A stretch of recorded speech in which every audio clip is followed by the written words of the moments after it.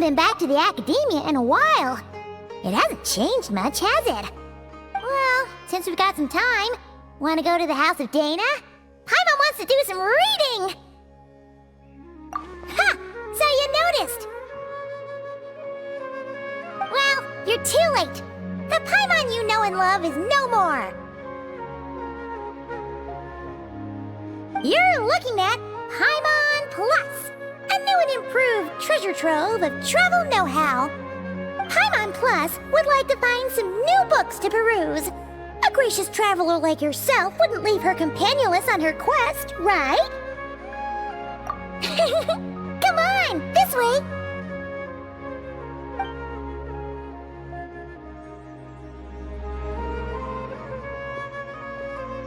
Oh hey! It's Kale and Cyrus! Wonder what's going on. Let's go see! Well... You know what they say? Learning is a lifelong quest. Which means there's always another chance to read a book. But you never know when the next chance to reunite with an old friend will come along.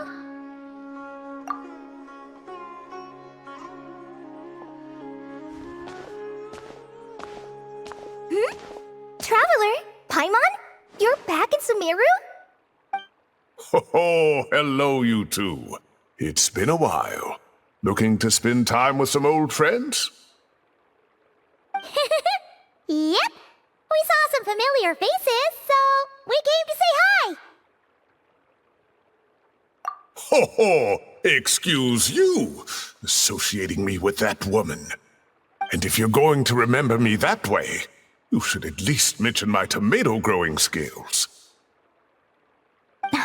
So he's mad about the Zaha Hadid part and not the old man part? Well, Paimon's glad to see you in such good spirits, Cyrus. Must mean things are all good here in Sumeru.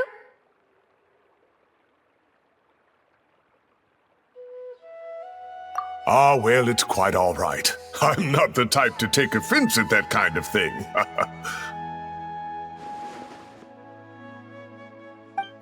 You definitely are. Anyway, what were you and Kale chatting about just now? Ah, that. Well, it was quite a spontaneous meeting. I was leaving the sage's office when I spotted Kale in conversation with a Mahamata, and it looked serious. I thought something bad might have happened, so I hurried over as soon as the conversation ended. But as it turns out, our Kale is moving up in the world. The academia even hired her as a consultant. Wow! That's incredible! Oh, it's nothing, really. Look at that, so humble. Takes after me, she does. Not at all. Not at all. No, wait. I didn't mean that to sound like I don't think you're humble, Mr. Cyrus, because of course you are. I just,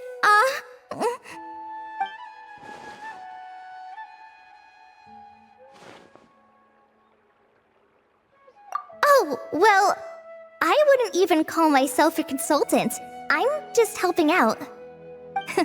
Now that the new semester has started, a lot of students and scholars are doing fieldwork for their research. But it can be dangerous for those who don't have a lot of experience in the wild. So, the academia is planning to establish an agency that provides guidance on outdoor survival and rescue for people who need it. Oh, Paimon gets it! So, you're here to explain rainforest survival as a representative of the forest rangers. Yeah, pretty much. Of course, when it comes to tips on deciphering mechanisms or defeating monsters, that's for people who are far more senior than me to handle. And speaking of which, since we're short on manpower, the person in charge at the academia said we're still accepting newcomers. If you're interested, you're welcome to join and share your insights. Ah, seizing the moment. Well done, Kale. Recruiting someone as capable as the Traveler is a great idea. Oh, and just between the four of us, the academia has set aside a generous amount of funding for this project.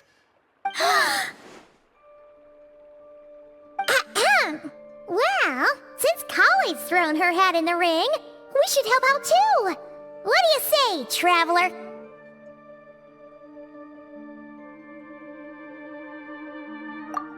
Great! We're all supposed to meet up in Aru Village later, so I guess we'll regroup there. I was kinda worried, since Master Tainari isn't around to help this time, but now I feel much better!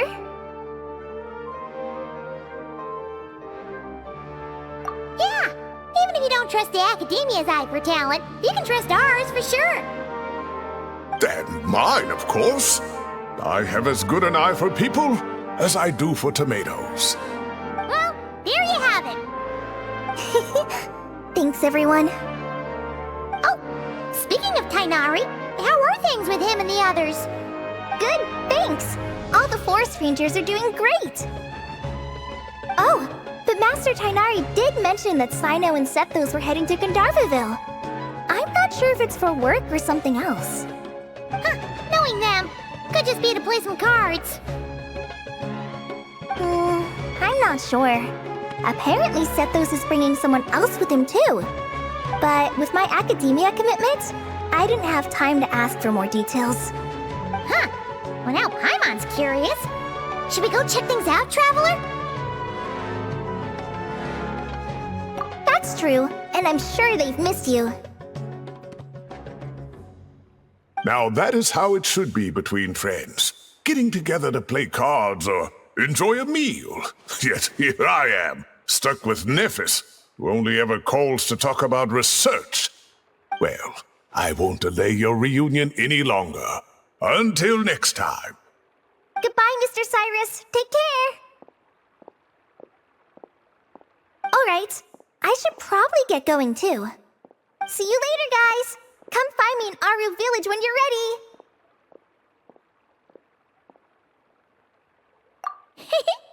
Looking forward to seeing you shine, colleague.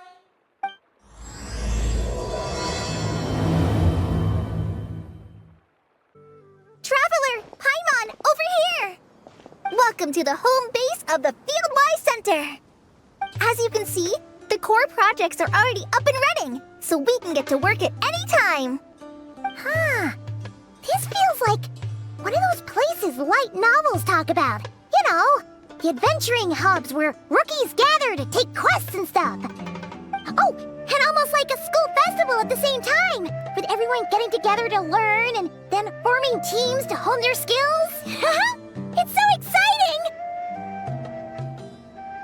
Well, this place isn't quite as decked out as a school festival, but Master Tainari said the Academia plans to be generous with the resources. Anyway, before students and researchers head out on dangerous field missions, they can come here for advice and emergency training. We even have professionals on staff that can join their teams to serve as guides or safety personnel.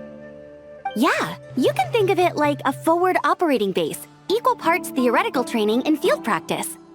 We'll familiarize new recruits with potential challenges in the wild and take them through drills so there's no reason to panic during the real thing. Amber, you're here too? Surprised? I know I was. I'm off duty right now, so I was planning to just drop in on Kali for a bit.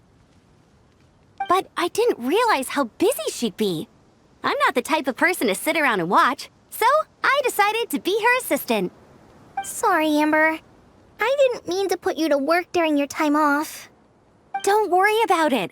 A little relaxation balanced out with some fulfilling work is a great vacation in my book. Plus, I've learned a whole bunch of stuff too. And I got to see the Traveler in Paimon again. I mean, it just keeps getting better.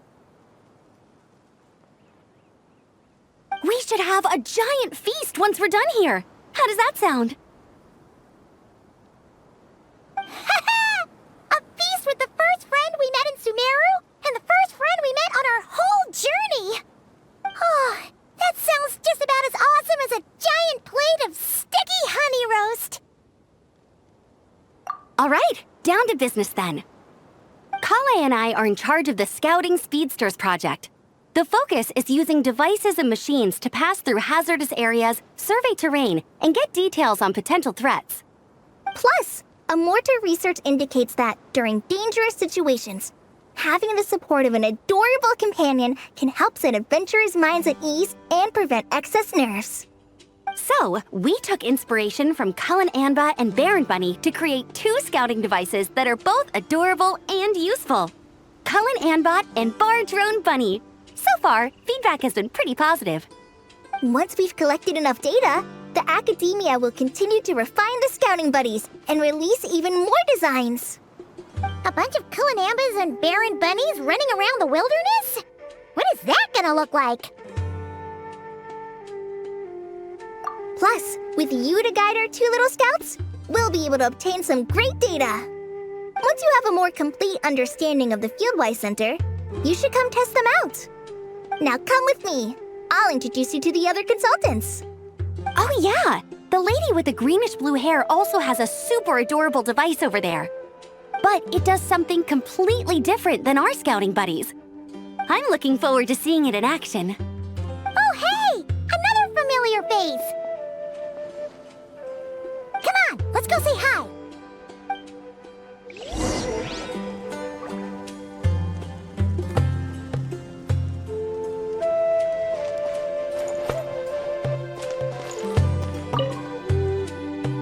It's really that popular. The internal locomotion mechanism is clever enough, and the execution on the terrain recognition, remote control, and weight detection modules isn't bad. But the appearance... it might as well be a doll for a child. No, this won't do. Madam Farzan, great news!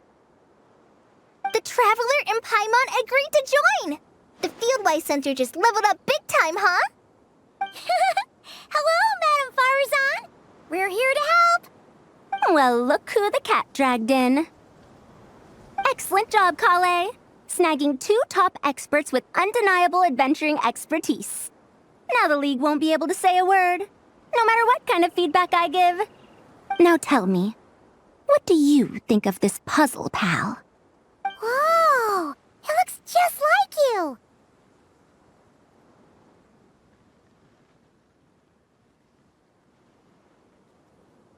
It's a collaboration between my juniors in the Haravatat Darshan, the Puzzlers League, and the Synopsium on ruin mechanisms.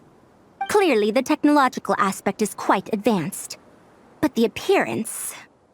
it couldn't be more childish. You should have seen Anise, defending this design choice with more passion than her thesis. Young people these days. Far too obsessed with making things cute.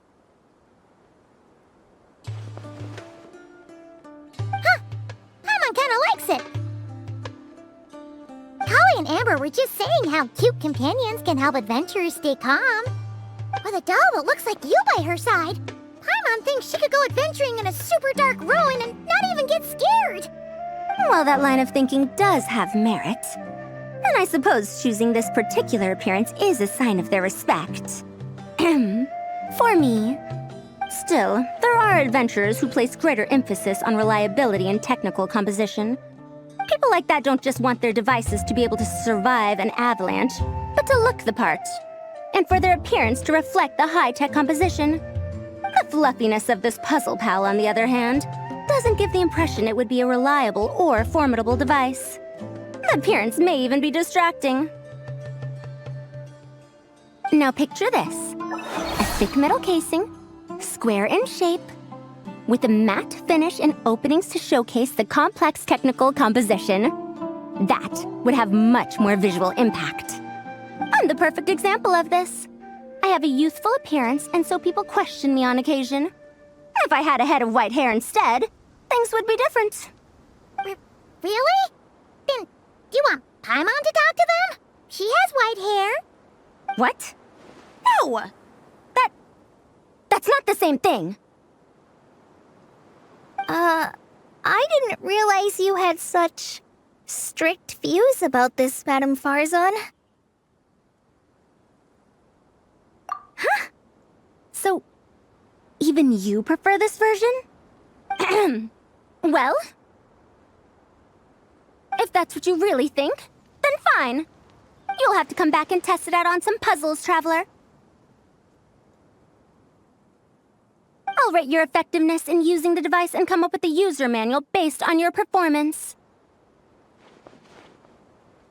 As for improvements to its appearance, long-term observation is required, so I'll put that aside for now. I've already selected a few of the most suitable domains, so we can begin the puzzle-solving process at any time. Thanks, Madame Farazan. I'm just gonna take the Traveler and Paimon to see the final project. But it shouldn't take long. Don't worry, Kale. You're the one in charge here. Just make sure to pace yourself. Once things calm down, come over to see me and we'll have a nice chat. I'll even treat you to some snacks from back in my day. Snacks! Paimon's in! Paimon's in! Thank you, Madame Farazan. I'll bring a few boxes of floral tea as well. Go on now. Do me proud.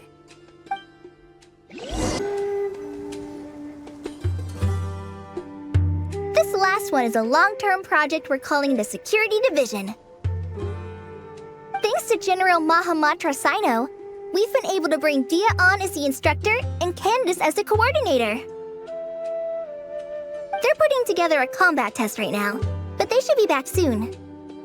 Hey, looking for us? I guess we showed up right on cue then. Wait, the Traveler and Paimon are joining as well? That makes things a whole lot easier. Sorry for keeping you waiting, everyone. But we managed to bring back some good intel. Intel? Huh, this is starting to sound intense. Of course. What better way to protect the students than to sweep through the desert and rid it of all potential dangers? Not a bad plan, right? You in? Not the best time for jokes, Dia. Besides, when it comes to striking down danger, the Traveler is a woman on a mission. She might take you up on that offer. Defeating anything that might pose a threat?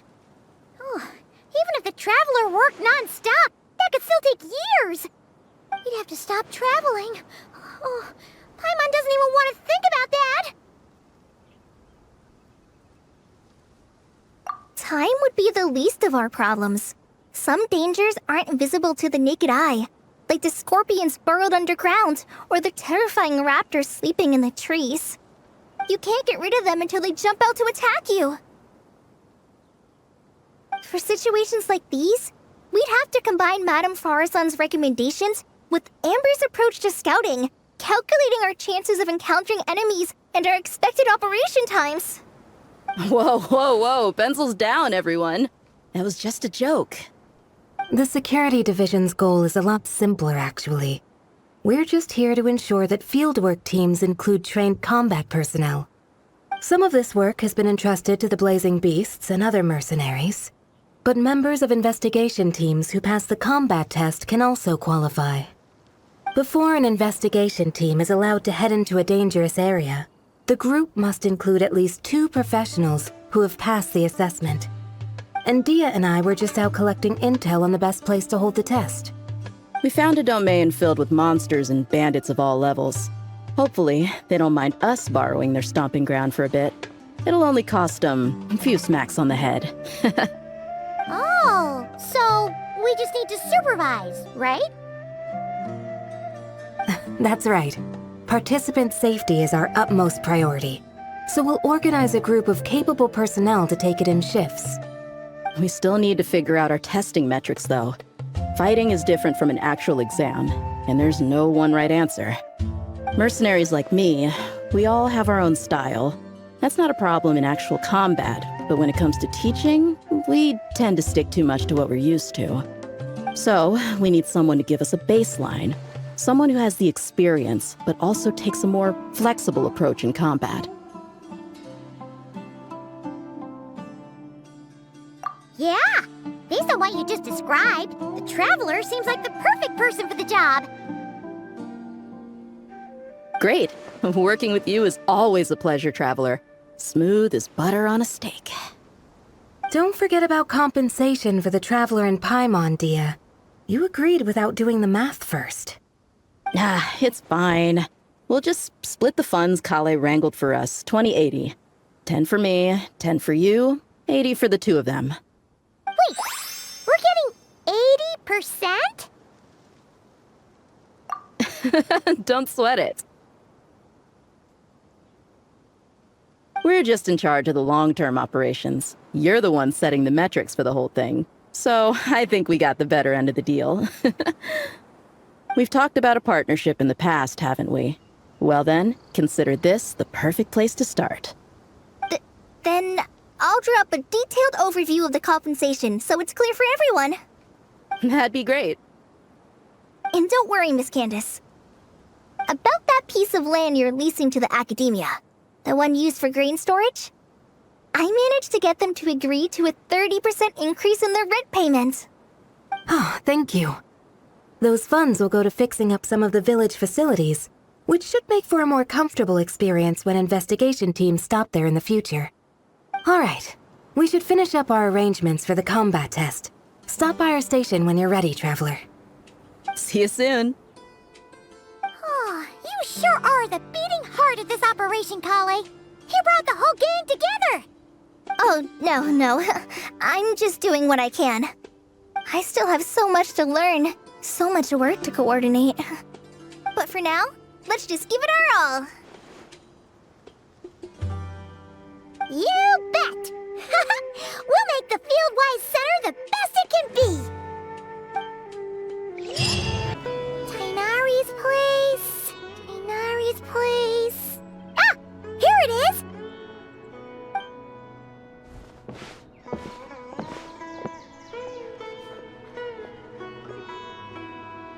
Sino! Sethos! Looks like the whole gang's here! Oh, and Layla's here too! But, oh, she doesn't look too good. Did something happen? Ah, Paimon, Traveler. It's good to see you. I'd welcome you like a proper host, but I'm a bit busy at the moment. Apologies. No need to look that worried. My observations indicate Miss Layla's condition has improved quite a bit. There's no danger to her mind. She's just fatigued and needs some rest. Excuse me for a moment while I blend some calming incense. I'll let you two explain the situation. All right.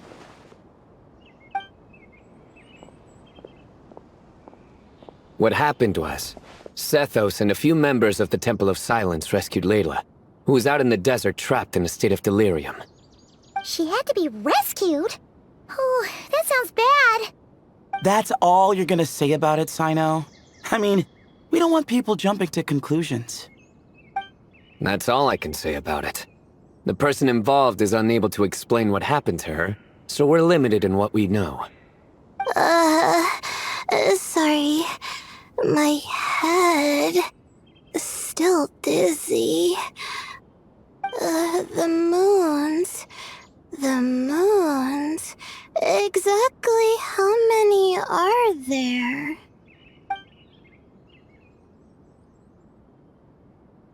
She's been repeating that phrase over and over again, but she can't seem to remember what happened to her. We tried a few things back at the Temple of Silence, but we couldn't recover her memories. Her symptoms are kind of similar to researchers in the Satyavada life state. So we brought her to Tainari to see if our veteran forest watcher had any other ideas. Tainari is pretty much our last option, so let's hope he can help. Well, the good news is, even if restoring her memory is a no-go, we can help with the headache at least. Jur was in a similar state when we found him, delirious and mumbling to himself, but he's more or less back to normal now.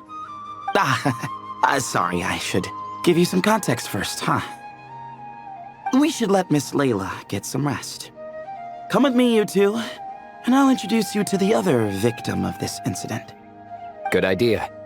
I'll wait for Tainari here and keep an eye on our patient. All right then, this way.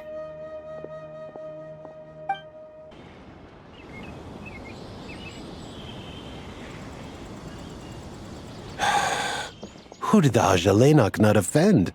I just don't get it. Hey, Jur. Still musing about Aji nuts, huh? Want me to have Sino come over and tell some jokes? Might help distract you. No. No need. I'm done.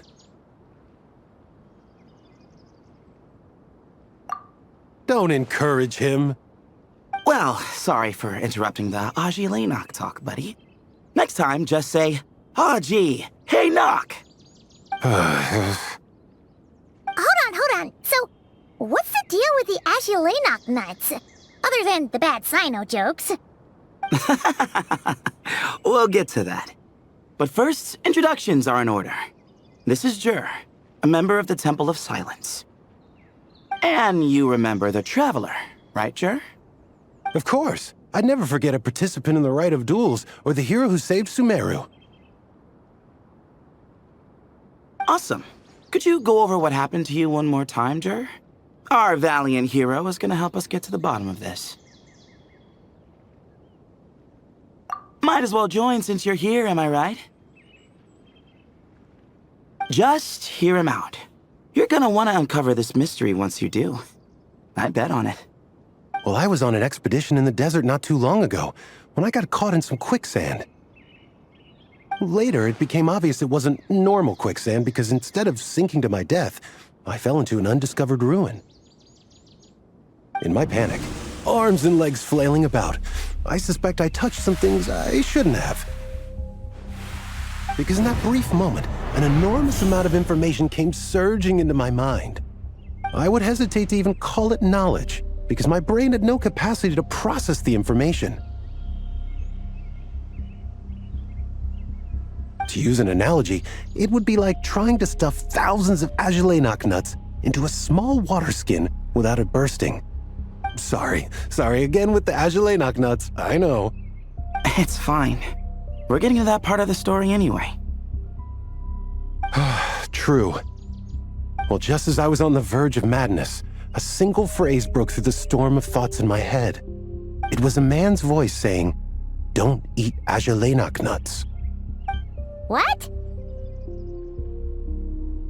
I know it's hard to believe, but that's what happened. I was saved by the phrase, "Don't eat Agilenok nuts."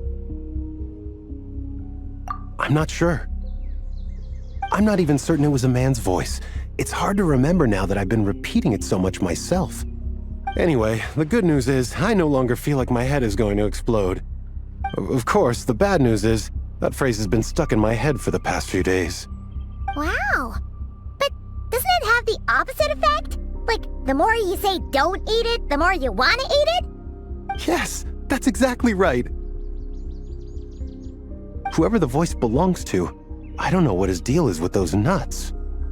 Well, the world's a big place. There's bound to be people who don't like sweet stuff. I suppose.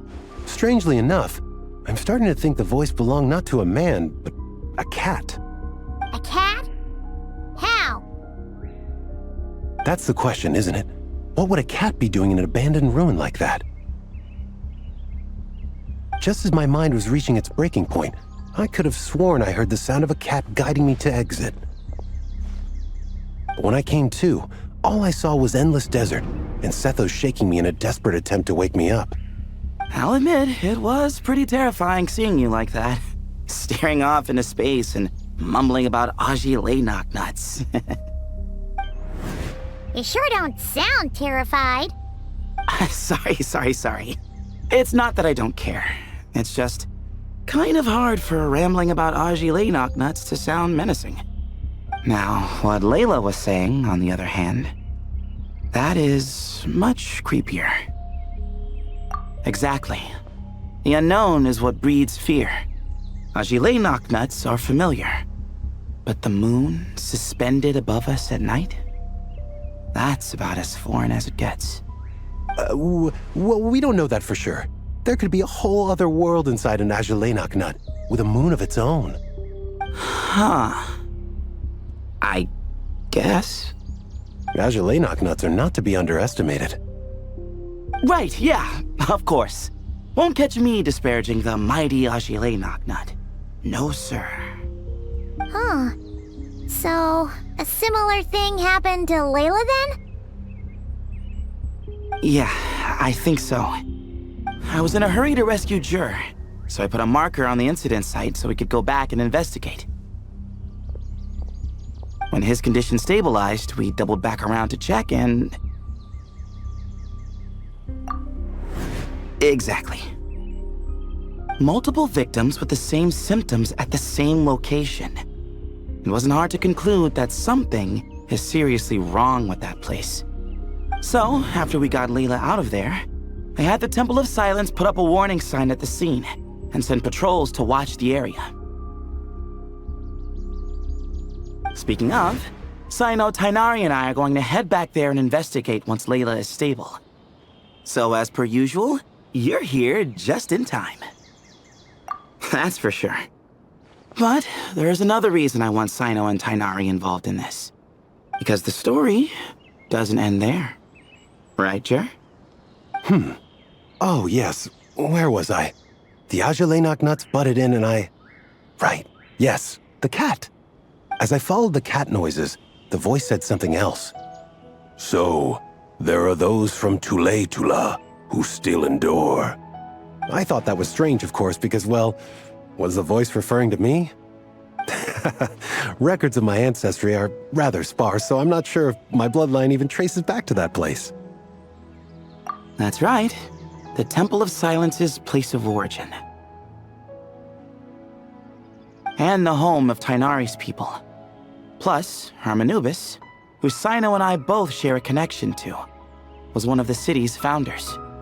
As the temple's current leader, if something strange happens in the desert, it's my job to get to the bottom of it. But it turns out, a lot of people have a horse in this race, and I'm not leaving any of them out. See? Knew you'd join. But yeah, that's all we know about Jer's situation.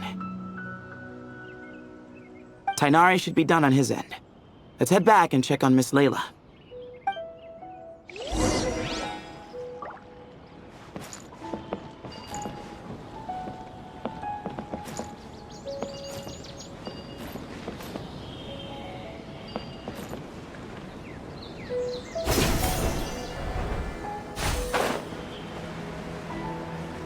Yesterday, a total of 5 dusk birds.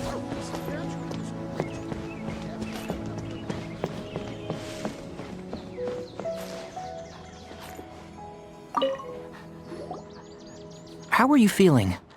But don't speak if it's too taxing. It's fine. I'm much better now, thanks. I feel like I haven't slept in 2 days, so pretty much back to normal. Whoa. That's your normal?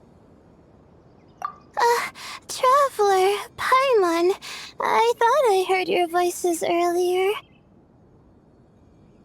Oh, and, I'm sorry. Huh? You don't have to apologize. He didn't do anything wrong. No, I just mean, I think I'm about to disappoint you. My head was kinda muddled earlier, but I still heard your conversation. I know you're trying to figure out what happened to me, and I want to help. But, I really don't remember anything. Does your head still hurt? No, I feel fine. The incense you made helped a lot. I'm still hearing those words in my head, but other than that, I'm okay. It's just, all I remember are those words. Everything else is a total blank. One moment I was heading to the stargazing point I'd calculated, and the next, I was on my back in the sand. The same phrase playing over and over again in my mind. How many moons are there in the sky? Sethos, did your friend Jer suffer from memory loss too? Not really. His memories are blurry, but there aren't huge gaps like this. He remembers touching something. Someone talking, a voice mentioning Tula, and hearing a cat lead him to the exit. A cat. Did you hear it too? Huh? Now Now that you mention it, I think so. It was so soft. I thought I was imagining things. Which means, at the very least, what the two of you experienced while escaping the ruin is consistent. A single sentence repeating in your heads, and the faint sound of a cat. Still not a lot to go off of. Agreed. Oh, is your head hurting again, Layla? No, I was just thinking. Maybe my memories are blank because I was sleepwalking at the time. Sometimes, my friends and classmates tell me about things I don't remember doing, or places I don't remember going. I don't talk about it a lot because, well, I don't even know how it happened. But I don't want my personal circumstances clouding your judgment. So I, just wanted to mention that. Ah, I see. Well, thank you for telling us. But I don't think we need to dwell on that for now. We're gonna check out the site of the incident for ourselves, so that should help us come to our own conclusions. Okay. Then could I come too? I have to know what happened to me back there. Sure, but on one condition. You need to be in tip-top shape before we head out. If your condition isn't stable enough before then, we'll have to figure out something else. Of course. No problem. Well, I'm more concerned about Tainari. You sure you'll be alright in the desert? You say that like I'll evaporate on first contact with sand or something. Call it curiosity.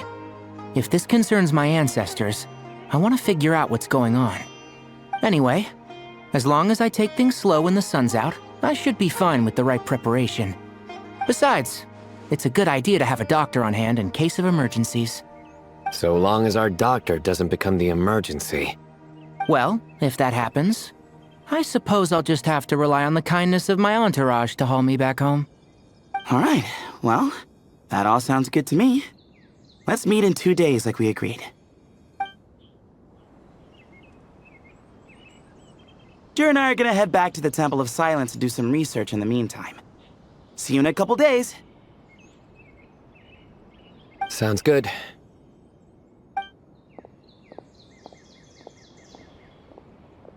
What about you, Layla? If you feel like you need more rest, I can arrange a room for you to stay in. No need. I've asked enough of you as it is. Besides, I feel a lot better. I should make it back to my dorm, no problem. You sure? Don't push it too hard, or you might end up sleepwalking along the way. Don't worry, I'll be fine. I have other things I need to do anyway. Like letting my advisor and classmates know that I'm fine, adjusting my stargazing schedule, things like that. If I don't get it all done, I doubt I'll be able to sit still, let alone stay here and get some rest.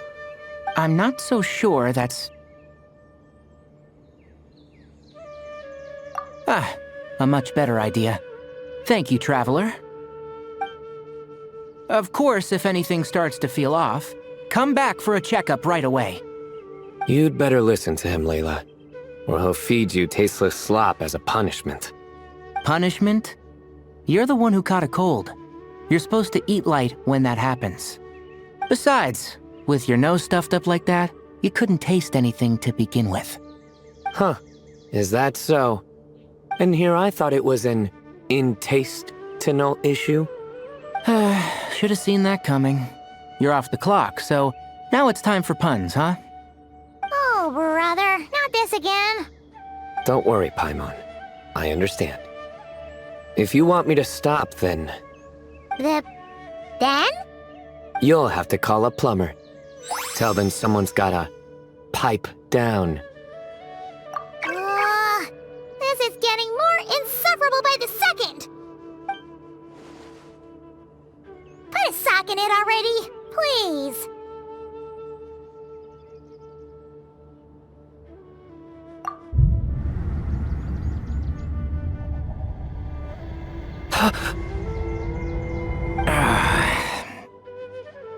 Paimon's done with this game. You win, okay? Let's just get out of here. Please. All right, you stay safe. I'll try to stay sane. Moons. As you knock nuts. Moons. As you knock nuts. Are the moons going nuts? Oh no! Looks like Paimon's caught the brain bug too! She can't stop thinking about those two things! Oh, Paimon's gotta clear her head. But how? Aha! Got it! The cafe over there! Why don't we head over for a quick pick-me-up?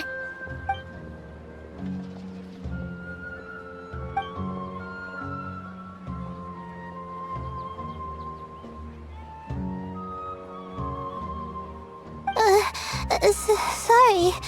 I feel kinda tired all of a sudden. Wait, is it because of all Paimon's muttering just now? Oh, sorry. The coffee will be Paimon's treat, okay? Hey, you make it sound like Paimon's stingy or something. Well, she'll just have to show you her true colors. Yeah, starting now. You sit tight and take care of Layla, traveler. Paimon's gonna get us some snacks and coffee. Be right back. Don't go anywhere in the meantime.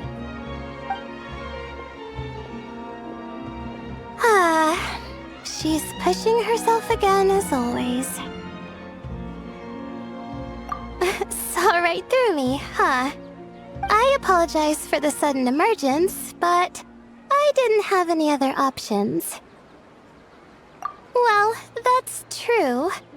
So, for our sake and your safety, allow me to fill in the gaps in her memory. That's right. Layla was already in bad shape, stressing about her new study topic, focusing on the stars instead of her surroundings. By the time she realized the danger she was in, it was too late.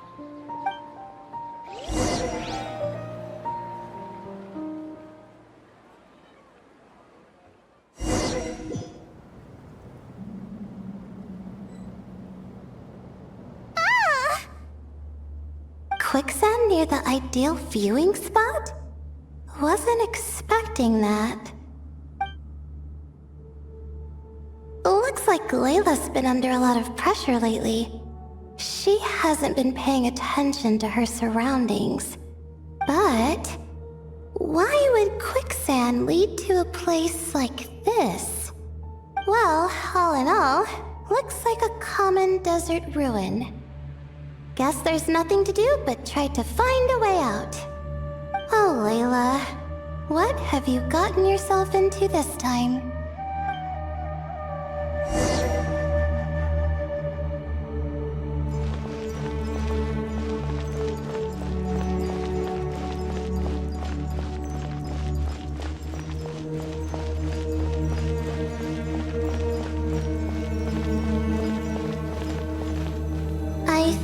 This door can be opened using the device next to it.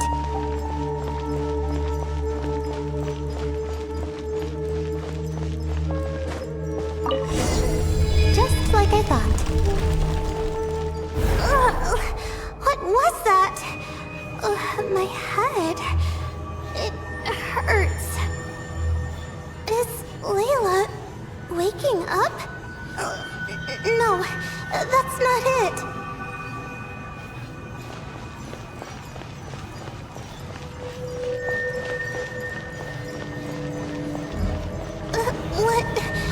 What's going on? It's too much. I don't understand.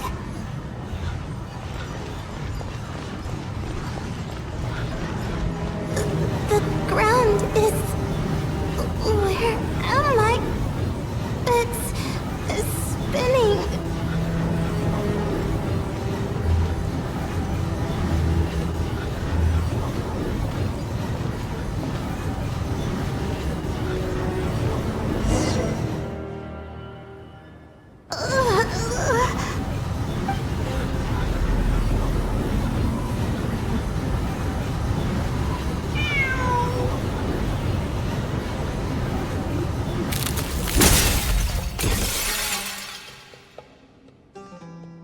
How many moons are there in the sky? How many moons are there in the sky? Okay, information isn't rushing into my brain anymore. That's good. How many moons are there in the sky?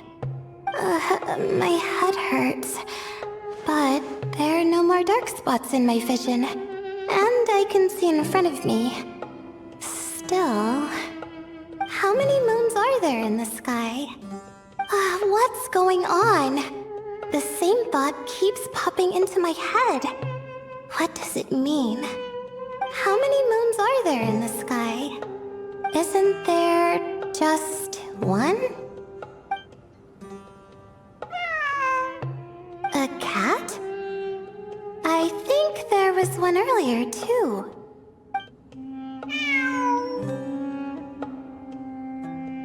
I'm not hearing things. It really is a cat.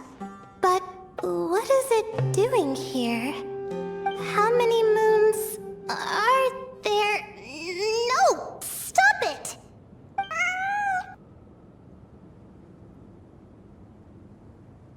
Does it want me to follow its cries? Well, it's not like I've got other options. Come on, Layla. You can do this.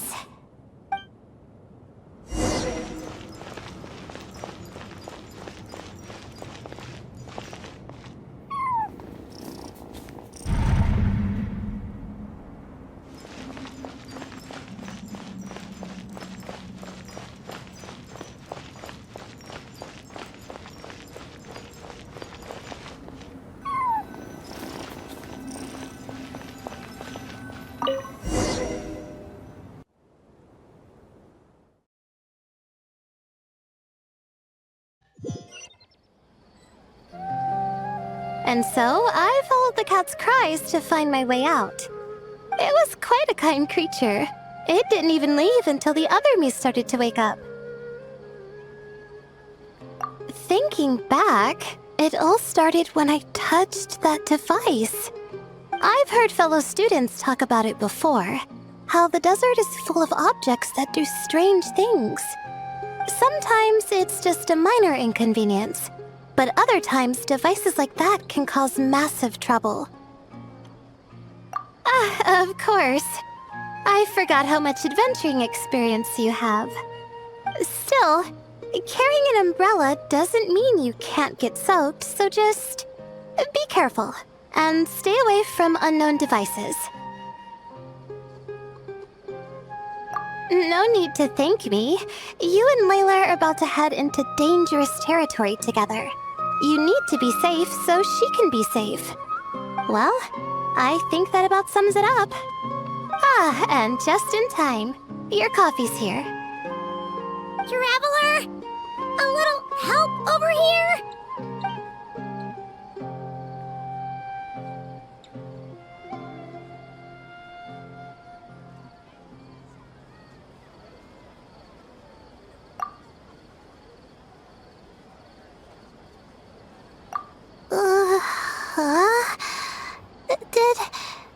Did I fall asleep?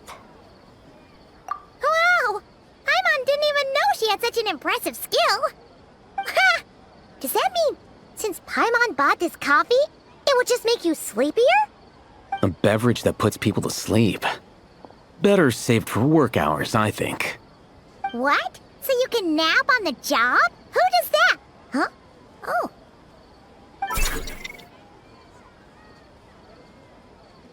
Beep boop. Oops. Oh, hey them! Kave! Nice to see you! Oh, and you too, Marak!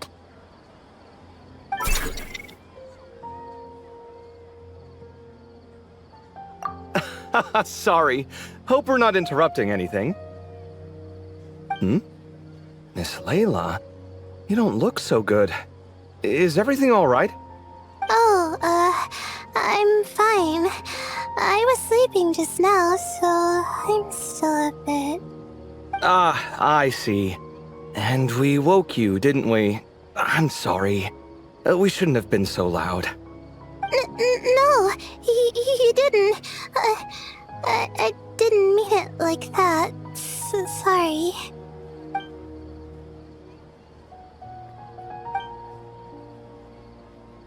Wait, where are you going? You just got here! I'm going to do what I came here to do. Which is?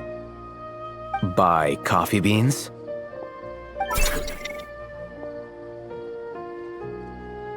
Huh? You're going too? Marak! Fine.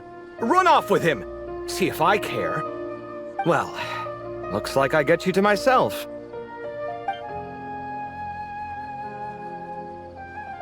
It's been a while, hasn't it?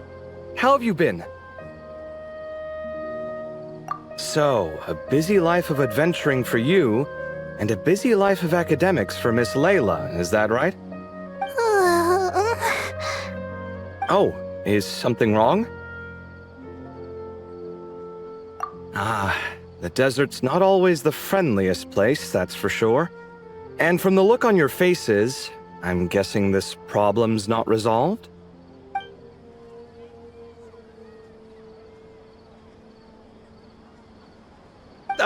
Don't force yourself to talk about it, of course.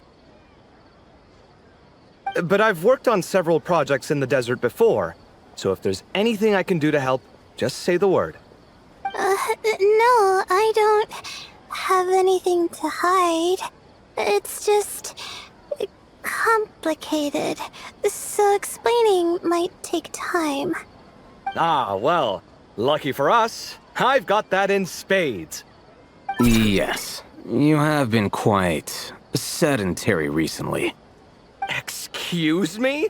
I've been going about work as normal, thank you. And, might I add, you do way less work than me.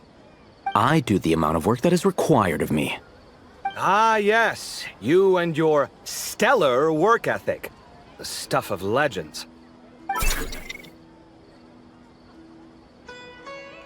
Oh, now look what you've done. I've lost my train of thought. Where were we? The problem in the desert. Wait, you were listening earlier? Oh, we're giving the silent treatment now? Mature, very mature. Continue, Miss Layla. I'm curious as to how this incident unfolded. What did I tell you? This one doesn't have enough to do. Alright, well...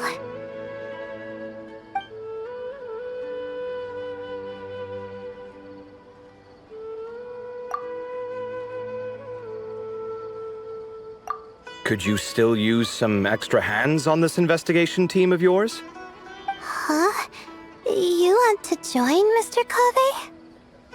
That's right. I think my experience studying desert mausoleums could be of some use here. While Hatham's expertise in ancient languages could be helpful too. Besides, I consider you all to be my friends, and friends are supposed to help each other out. Wait, I'm involved in this now? Oh, please, I know you. Half the battle was over the minute you said you were curious.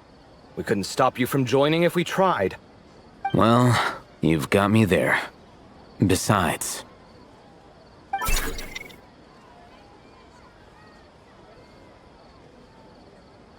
this suitcase of yours has been jumping at the chance to volunteer for a while now. I imagine... You imagine? Mechanical life forms might also feel homesick from time to time. Huh. Now that you mention it, Marak's core was a component sourced from the desert. That could prove useful. You're sure you want to come with us? It could be dangerous. Oh, I'm sure. All the more reason to recruit as much help as possible. It's important to count on friends at times like these. Our pleasure. It's a plan, then.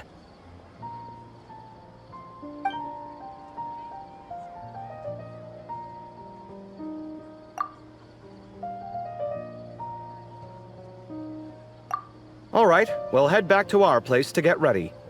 This one hasn't been on a trip in a while. Chances are, he doesn't even remember how to pack a suitcase.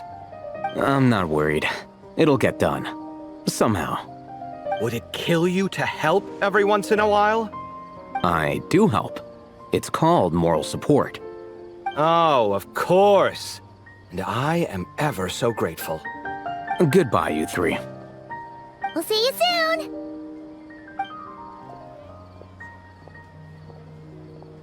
Oh, and Kaveh, your coffee beans!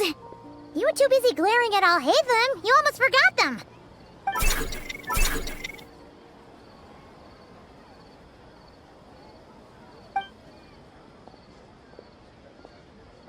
Well, we're pretty close to the academia now.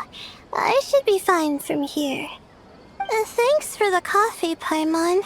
I feel much better now. Right. I'll follow the doctor's orders.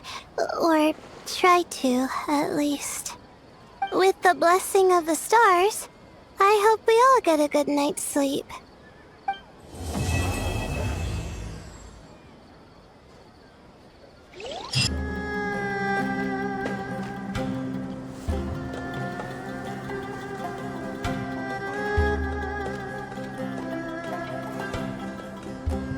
Looking at the map, we should be getting close. Speaking of which, the closer we get, the more Paimon's heart feels like it's beating out of her chest.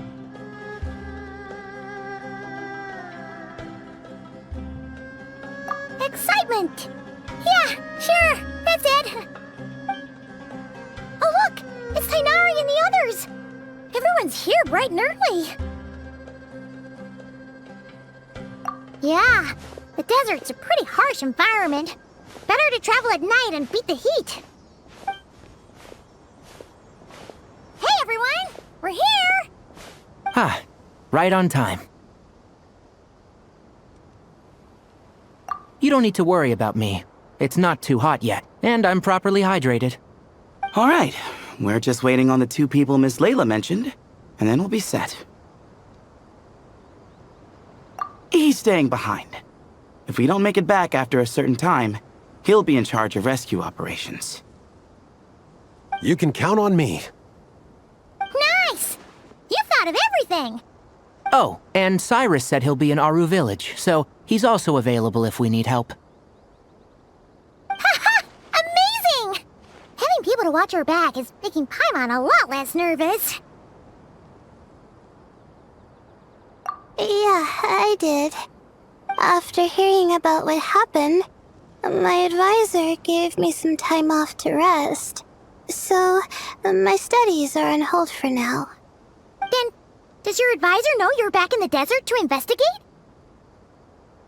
Yes, but I was only allowed to come after I mentioned that General Mahamatra would be there too. Haha! Quite the reputation you've got there, Sino. Something wrong?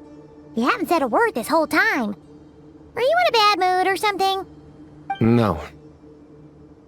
Being skilled with words also means being a good listener. I'm just reflecting on what you're saying. Oh, Haytham! Kaveh! Ha! Over here! Darn it. I was just setting up a brilliant... Yeah. I'm sure you'll find another chance. The important thing is, our scribe and our renowned architect are here at last. High praise. But wait, why am I renowned and not him? He's just as famous as Sino, Dia, or Nilu. That just means your level of fame is even greater. How could a lowly scribe hold a candle to you? Lowly scribe? Please. All those strings you pulled to get those new books from the House of Dana? What do you call that? Borrowing. Anyone with an employee ID can do it. Uh-huh, yeah. The House of Dana bends over backwards for just anyone, does it? Send a report to Lesser Lord Kusanali then. Let her know someone at the Academia is abusing their position. Hey! I never said abusing! Impressive verbal sparring, as always.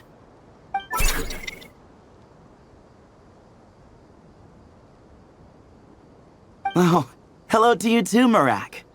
Well, looks like your assistant is raring to go, Kaveh.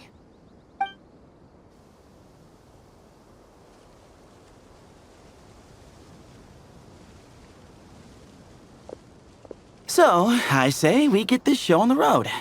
No sense delaying the inevitable. No need. We're in this together, remember? Sure. This is the entrance, yeah? Yes. Perfect. Then, if we're all set, let's get moving.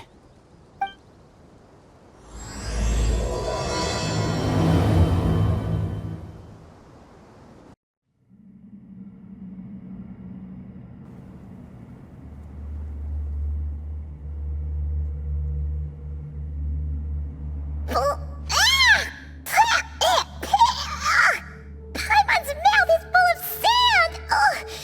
So that's what falling into quicksand feels like? If this was quicksand, we would have struggled to breathe. No. I think this was regular sand, and we didn't sink into it. We fell through it. Into this place. Agreed. In other words, sounds like a you problem, Paimon. Ha ha, very funny. No, wait, Paimon's the only one. Ha! See? What? I'm the only one with sand in my shoes? Yeah, right.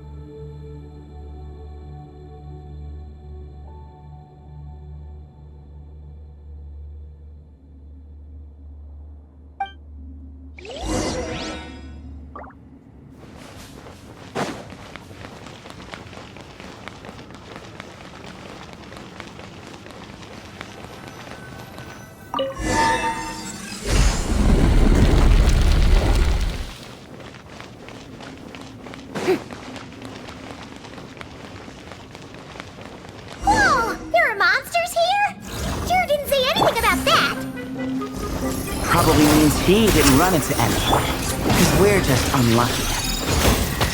Not the best sign of what's to come. We'll be fine. Let's just use up all our bad luck. We'll be golden. Everybody stand back! How dare you!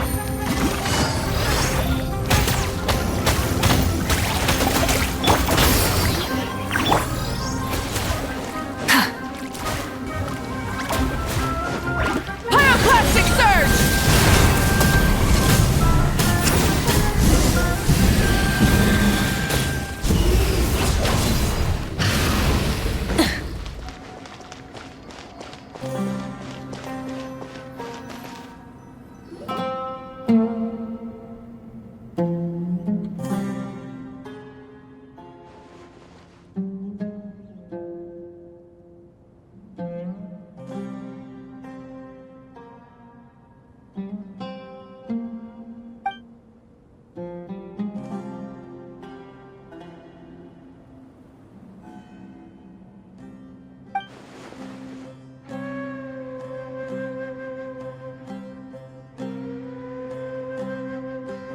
Well, that goes without saying.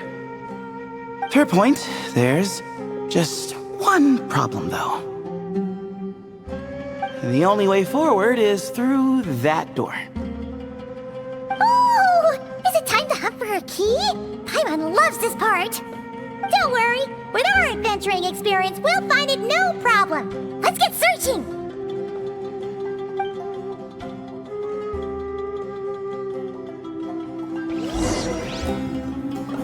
Marak, wait!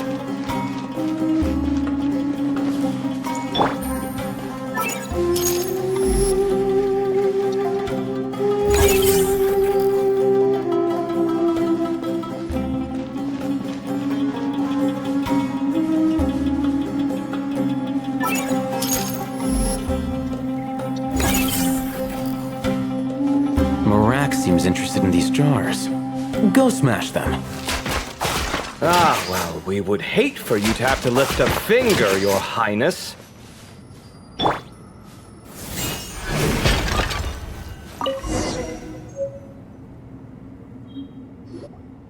Marak, this isn't really your old home, is it? No idea what that means, but Marak does sound pretty happy. So, mechanical life forms do have the capacity to miss home. A novel discovery. Well, with Marak leading the way, we should be safe, right?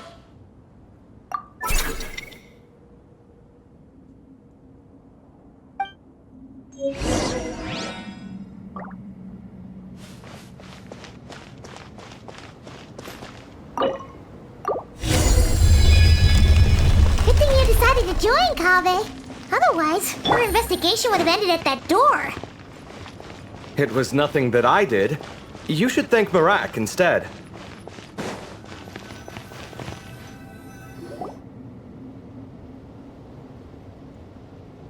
Hold on. At this rate, Paimon's gonna lose her title as best guide to a mechanical suitcase.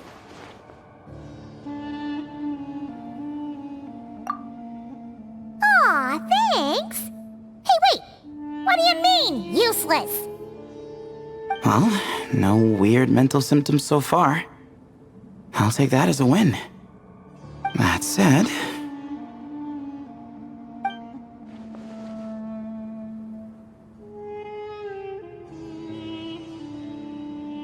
There are 3 doors here. So, we split up. Divide and conquer. Otherwise, this whole thing is in ruins. No pun intended on that last part. I swear. Yeah, that might be our best option. Good idea. And the minute things go south, we go back the way we came. Ooh, this is getting exciting! So, who's teaming up with who? Paimon calls dibs on the Traveler!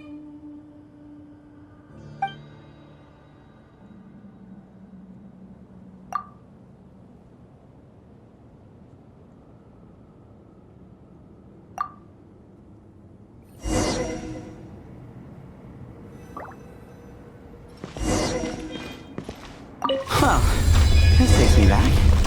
The last time we were in the desert together, the 2 of you came all the way out here to gang up on me. Oh, sounds like someone's holding a grudge. Just what I like to hear.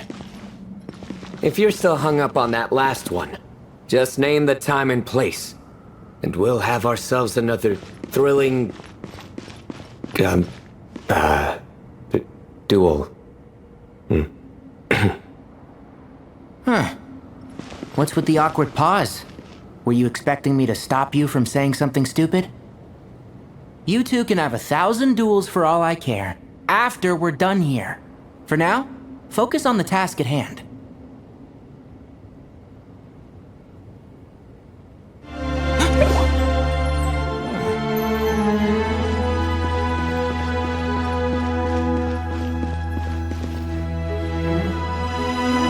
This chamber is huge. I can't even imagine what it's used for. Oh. What's wrong? I seem to have stepped on some kind of stone slab. Huh. There's a pattern on this, but it's hard to make out with all the dust. Huh? Look! The shape seems to match the markings on the ground over there. Let's slot it in and see.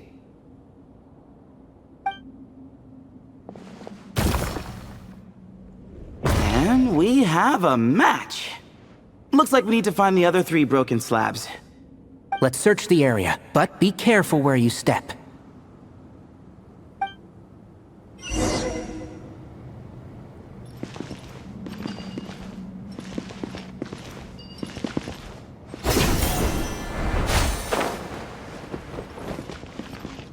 Ooh, got one! Ouch, but watch out. The edges are kind of sharp.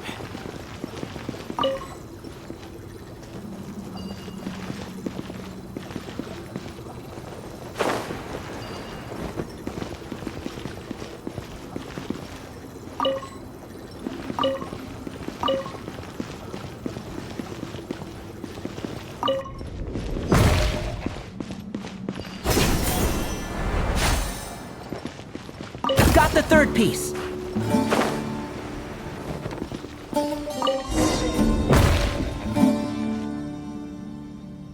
We just need one more.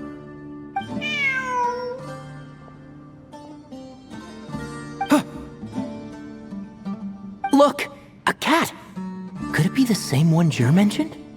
I don't think we need to worry about startling him. He doesn't seem afraid of people. Yeah. If anything, it seems like he wants us to follow.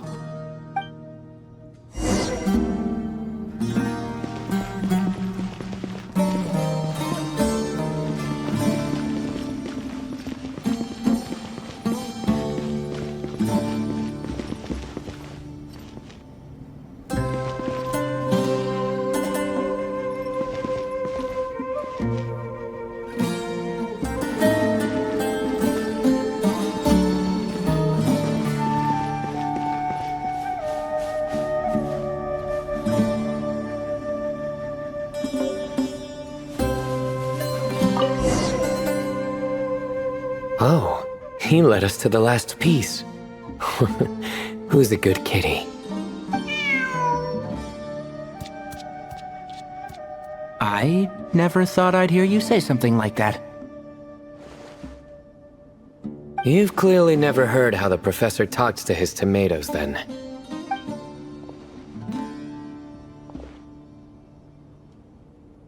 All right, well, that's that.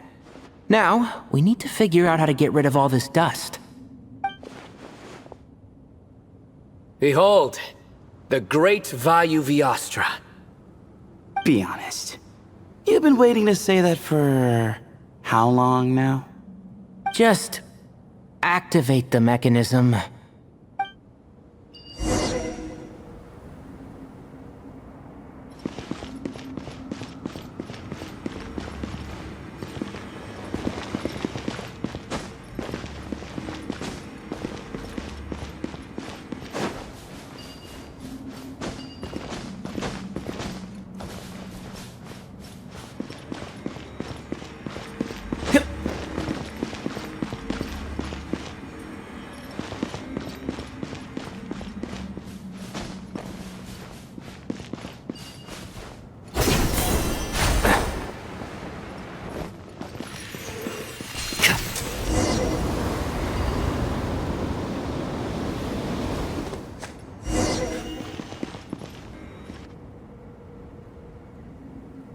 Huh. It worked. It's a picture of... 3 Hermanubises? That can't be right. The ears aren't vertical. Oh, true. And the looks fall short. My hat is much better looking.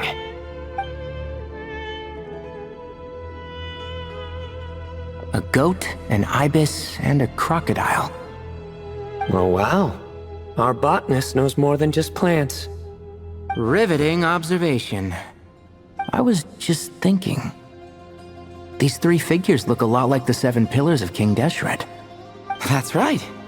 These are our colleagues. Our what now? You sure about that? Just kidding. But what I meant by that is, these were Hermanubis' colleagues back then. The middle one is the Goat King Hereshef, Minister of Ministers, the god Amun's most trusted chancellor. Records say he was the deputy king of the Desert Sands, chief among the 7 pillars. Someone even more impressive than Hermanubis? I wonder if that ever got his goat. Sorry, couldn't resist.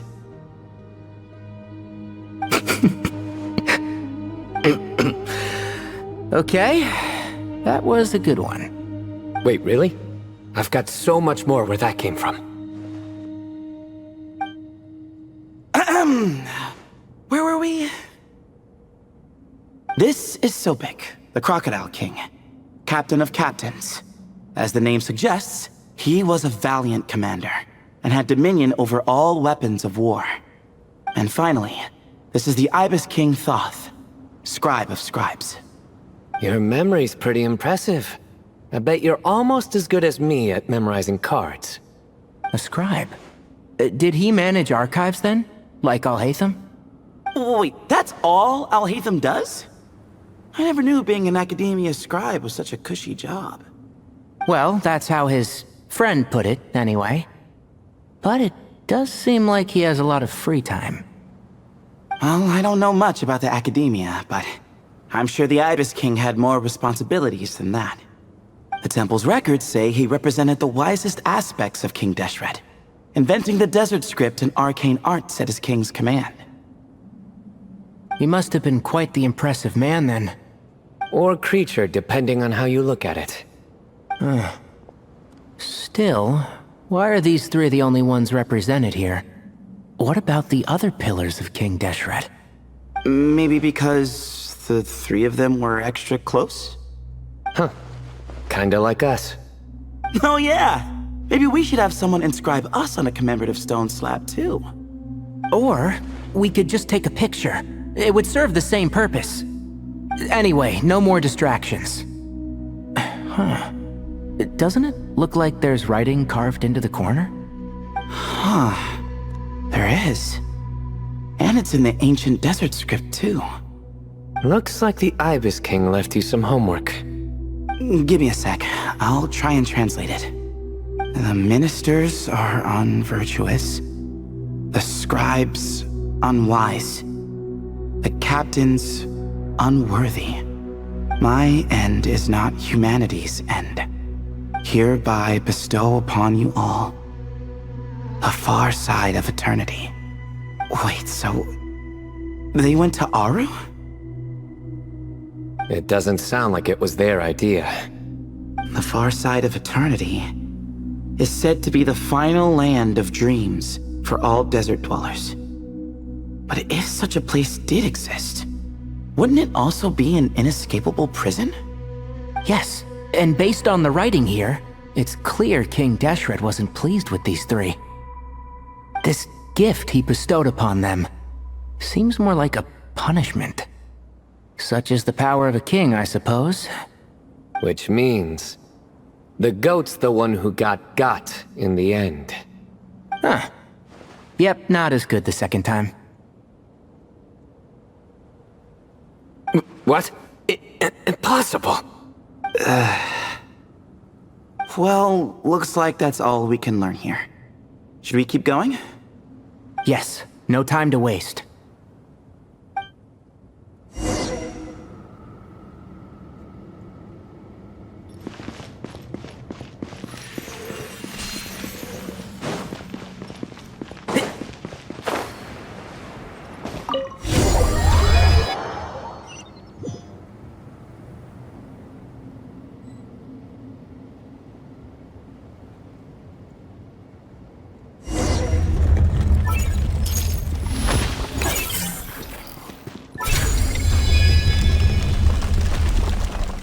Jeez, who knew a suitcase could be so fast? Marak is nothing like this when it comes to housework. Hey, wait up! A scout's job is to take the lead. Just let Marak figure it out. Easy for you to say. I'll be the one doing the repairs if something happens. Why don't you go scout ahead then? When I think of a comeback, I'll let you know. Oh, Marak stopped. What is it? Found something? Looks like something covered in sand.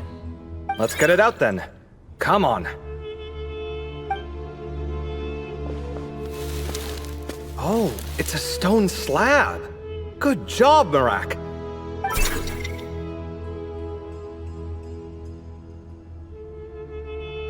Let's take a look. Looks like this part of the picture goes over there?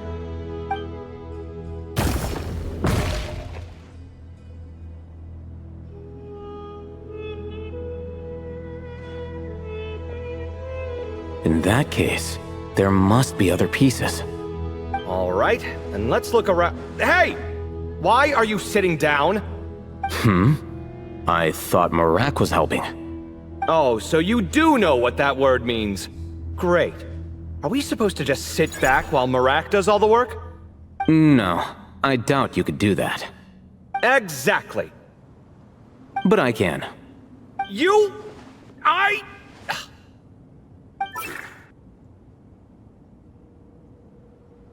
See?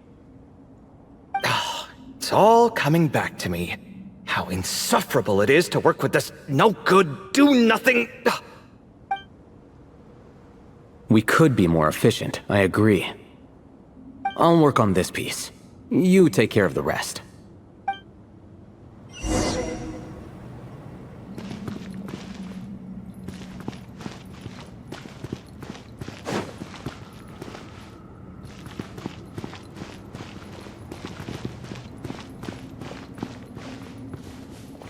Found one!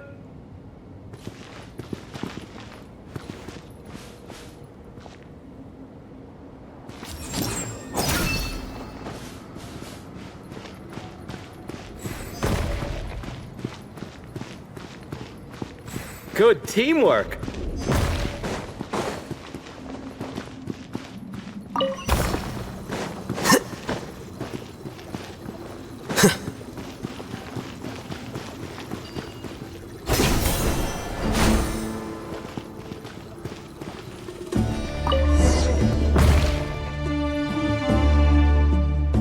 Looks like we found them all. The pieces fit together like a glove. But we can't see what's on them. Turn around. Huh? Look. Oh, I've seen this before. It can create strong winds. It's just what we need to clean off the slab. Come on, let's... Hey! Don't worry about me. If I sit here, I won't be in the way. Oh, you don't want to be in the way? Then sit right in front, so the device can blow you straight back to Sumeru City.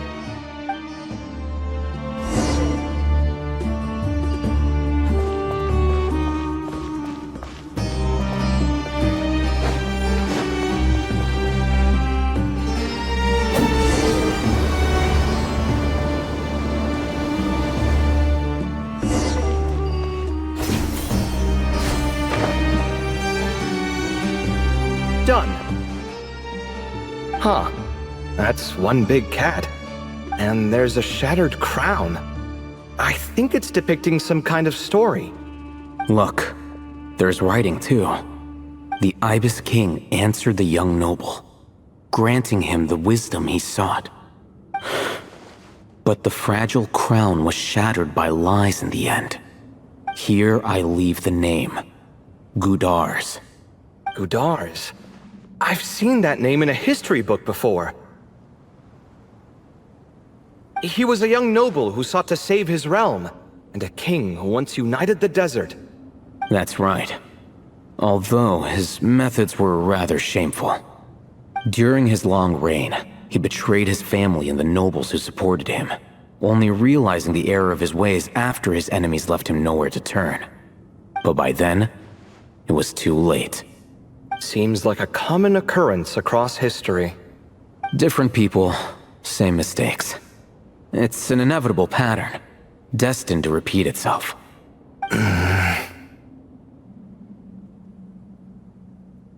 The writing mentions the Ibis King, but a cat is depicted here.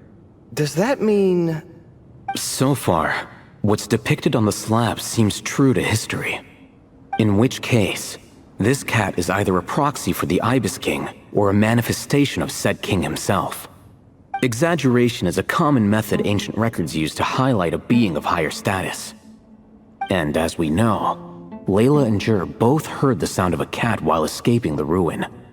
You're saying the Ibis King, one of the legendary 7 pillars of King Deshret, is here, still helping those in need? I'm saying we can't rule it out.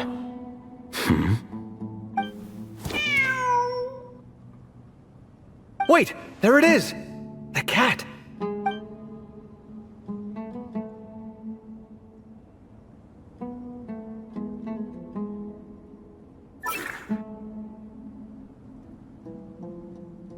Ah! Marak went after him! The cat's showing us the way forward. Come, let's follow. Okay.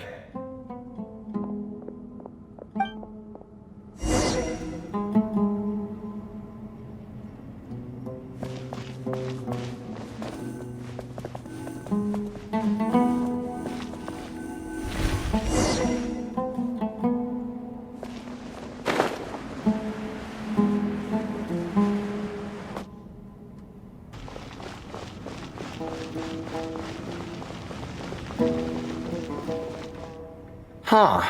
The cat's... gone. Yes, but look where he led us. Oh. Another slab. It looks similar to the last one.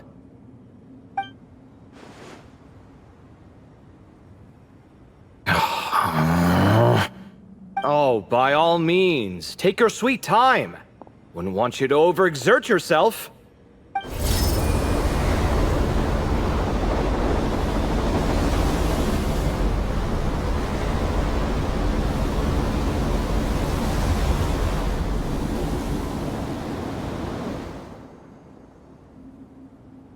Huh. The scene depicted here... Seems to be a different tale. The Ibis King answered the gin-blooded dancing girl, granting her the wisdom she sought. But enemies plotted to kill her close kin. Snake venom was her self-chosen end. Here I leave the name. Makaira. The Temptress of Woe? You've heard of her? Of course. I don't just sit around doodling all day. She's mentioned in tons of papers about the desert. As I recall, she was given as a gift to the tyrant king of Gurabad, and later seized the opportunity to kill him. After getting her vengeance, she reigned as queen for many years, until her enemies attempted a coup, and she took her own life. That's more or less the version I've read as well. It seems this queen also had dealings with the Ibis King. Yeah, I'm starting to find this whole granting wisdom business a bit concerning. I mean, considering how Gudars and Makaira ended up, it might not have been a good thing. But, at the same time, if the cat guiding us is linked to the Ibis King, then he doesn't seem like a villain either. People are complicated. And the same is true of the servants of the gods, no matter their wisdom or power. Let's reserve judgment for now and keep moving.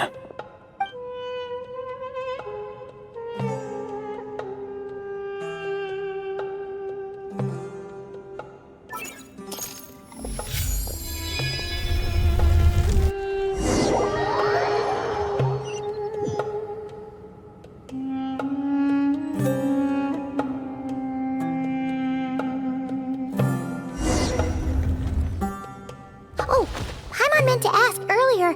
Have your memories come back, Layla? No, sorry. To be honest, nothing about this experience feels familiar. Besides, my focus is the stars. So I don't spend a lot of time exploring ancient ruins. Guess that makes us the senior researchers in this scenario. Stick close, alright, Layla? Okay.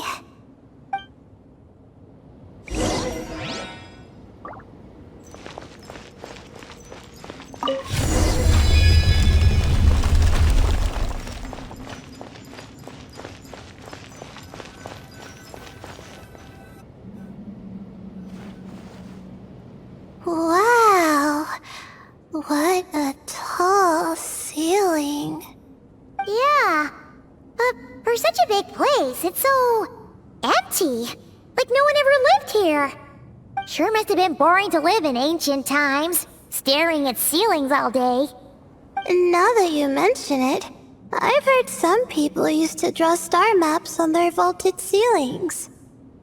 Some might even make them transparent to better observe the movement of the stars. It sounds so nice.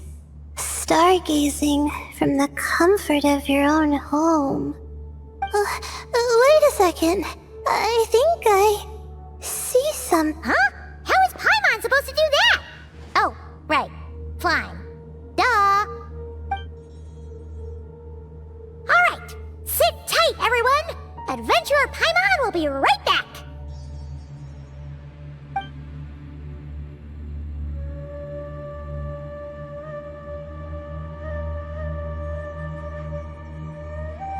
Okay, so, there's nothing super special up there.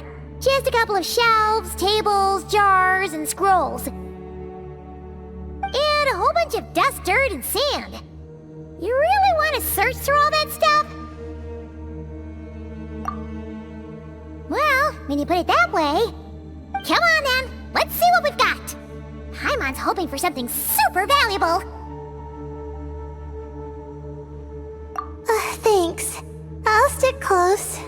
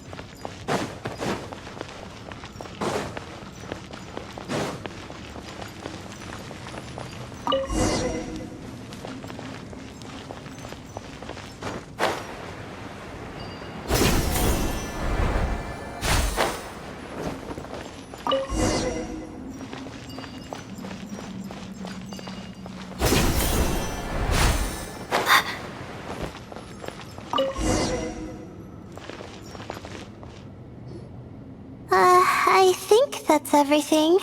Most of the documents are in the ancient desert script, except these ones.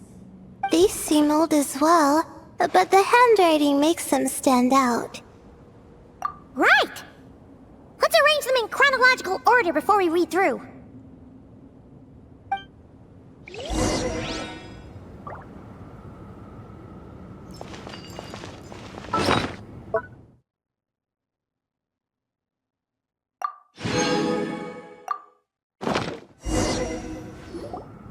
Okay, now let's take a look.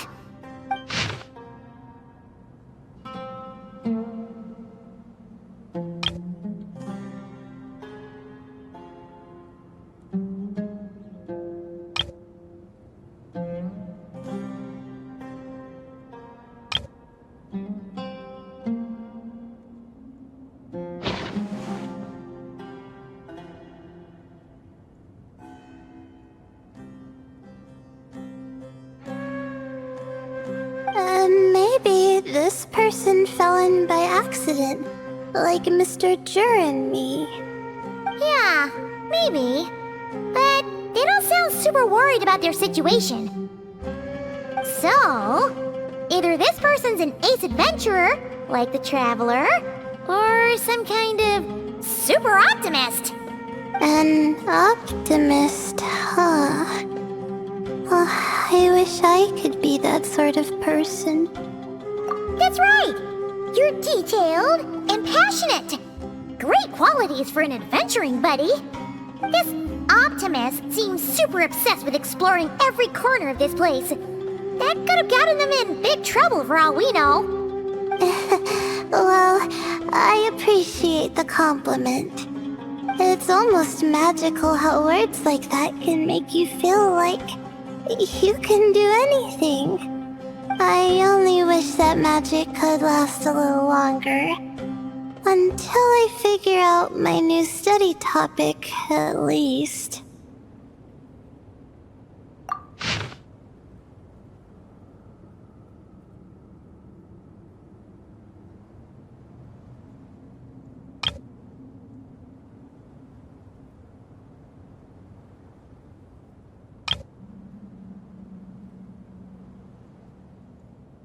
Oh, looks like you were spot on, Paimon.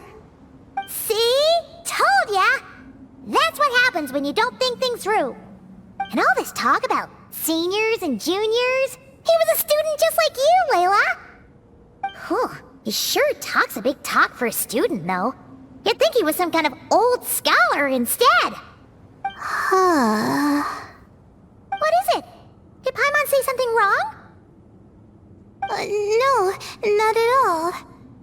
I was just thinking, and this might sound rude, but the way this person speaks is just so... you noticed too.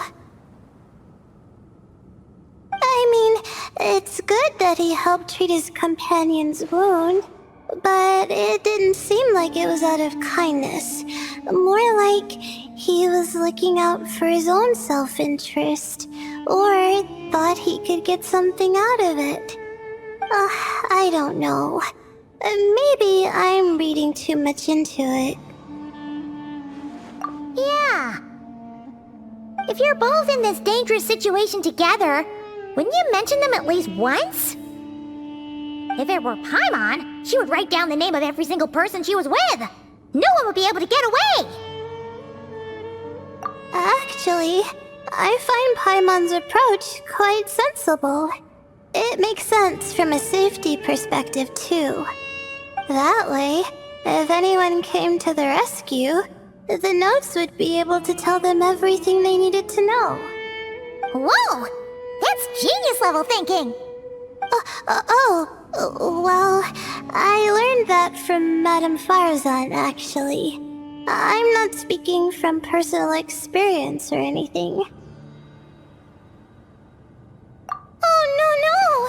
I'm just a student. It's fine! You taught us something, so you're our teacher. Simple as that. Anyway, from the looks of things, the student who left these notes behind was pretty weird. Let's keep reading.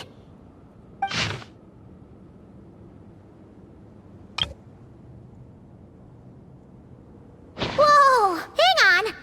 That's a lot of information. Paimon needs a moment to take this in. The Ibis King. So... did this person actually meet the Ibis King here? Sorry.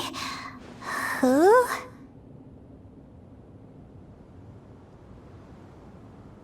Jeez, not again! Stop teasing her, Traveler! You know she was asking about Nefer. Anyway, Nefer's, a friend of ours. And she's mentioned the Ibis King before, but not in much detail.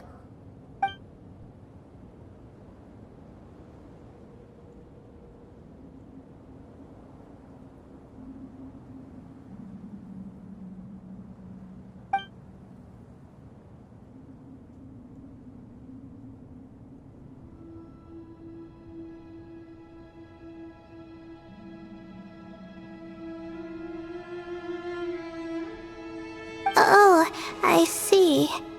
Well, that's not too surprising. Most people in Sumeru know about King Deshret, and most in the academia have at least some knowledge on the 7 pillars. Legend has it, King Deshret ruled the desert at the head of several wise retainers, guiding their people to pursue the limits of wisdom. He also left behind treasures for future generations, which continue to be relevant in nearly every research discipline. Now, this message indicates this student and his senior were rescued by the Ibis King. But to think it's possible to meet him in a place like this... We don't know when these notes were written, but didn't the 7 pillars disappear a long time ago? Yeah! The notes made it sound like his powers were restricted. Also, the mention of this form? What is that supposed to mean? I'm not sure. Let's keep reading.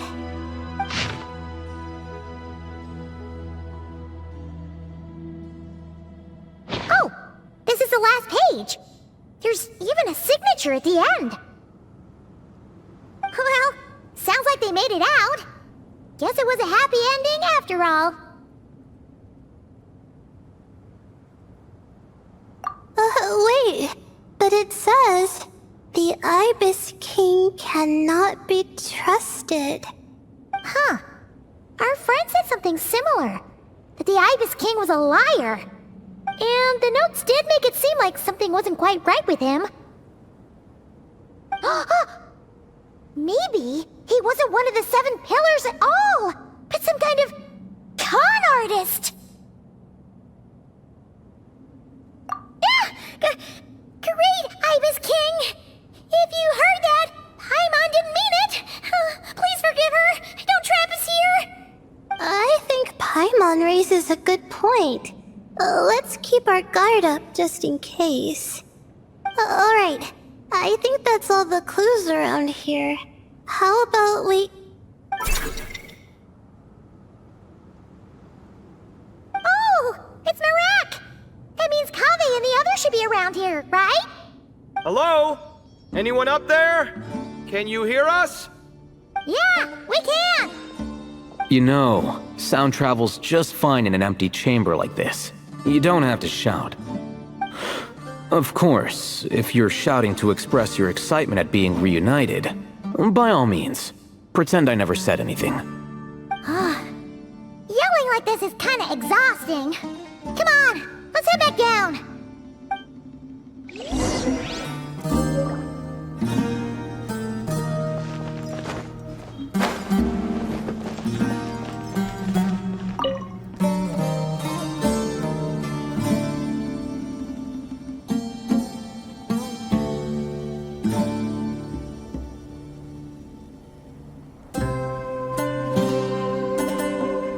Wow, we all ended up in the same place, huh? Yeah, what a coincidence. Indeed. Or as I like to call it, the chai factor.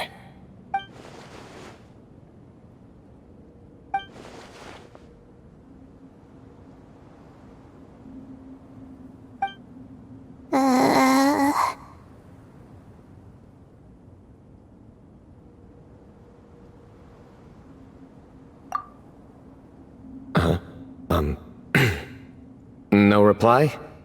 Just say it. All right. Because it's spice to sweet brew again. Oh, hey, that's a new version. Wait, what? You've never heard that one?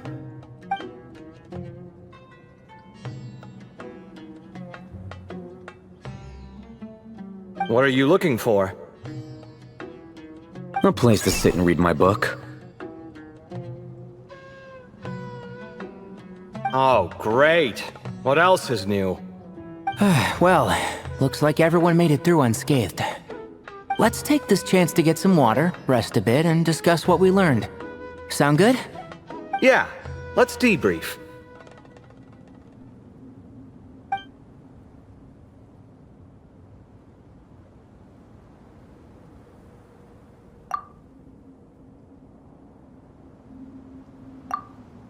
Okay, so we all learned a lot, but like we ended up with even more questions. Yeah, but one thing's for sure. This place is tied to the Ibis King in some way. Hey, Sino. You're the current representative of Hermanubis. Can you call him up for a sec? Of course. Just let me sense his presence.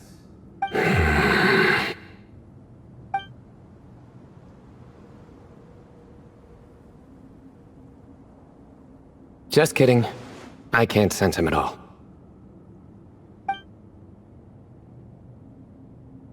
Jeez, Sethos. Did you set him up for that one? What are you, a two-man act? Sorry, Hermanubis isn't like the Ibis King. He can possess me, but I can't talk to him whenever I want. Oh, truly? Does that mean he's gone? I would have liked to reminisce about old times with him. Ah, the cat! It speaks! Of course it speaks. In fact, it is not an it at all. You do me a great offense. My apologies. Esteemed cats, sir?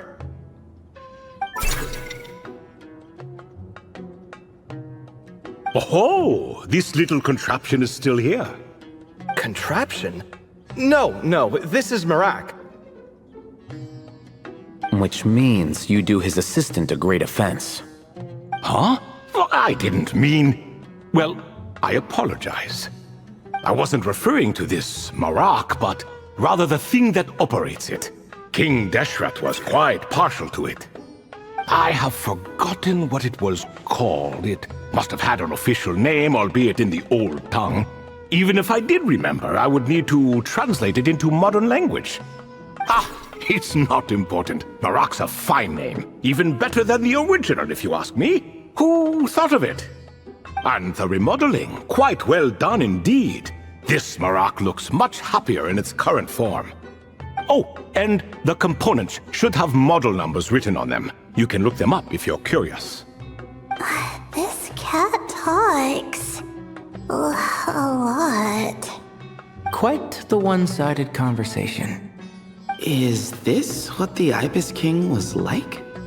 He seems quite eloquent. I wonder if he plays cards. Ha! I knew Marak was a great name. Go me! Let's see, what page was I on again? Should have brought a bookmark. That all went over Paimon's head.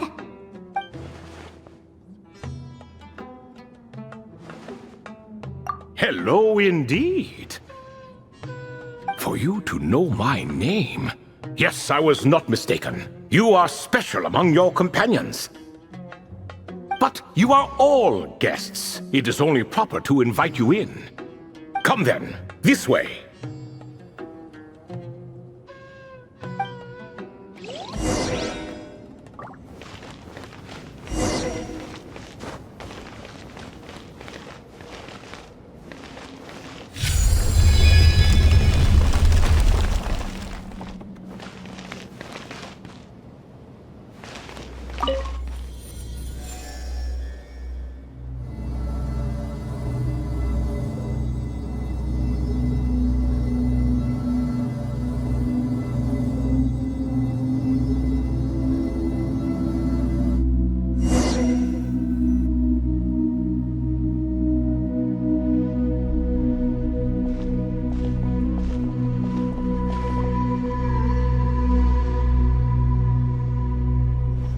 Welcome to my humble abode.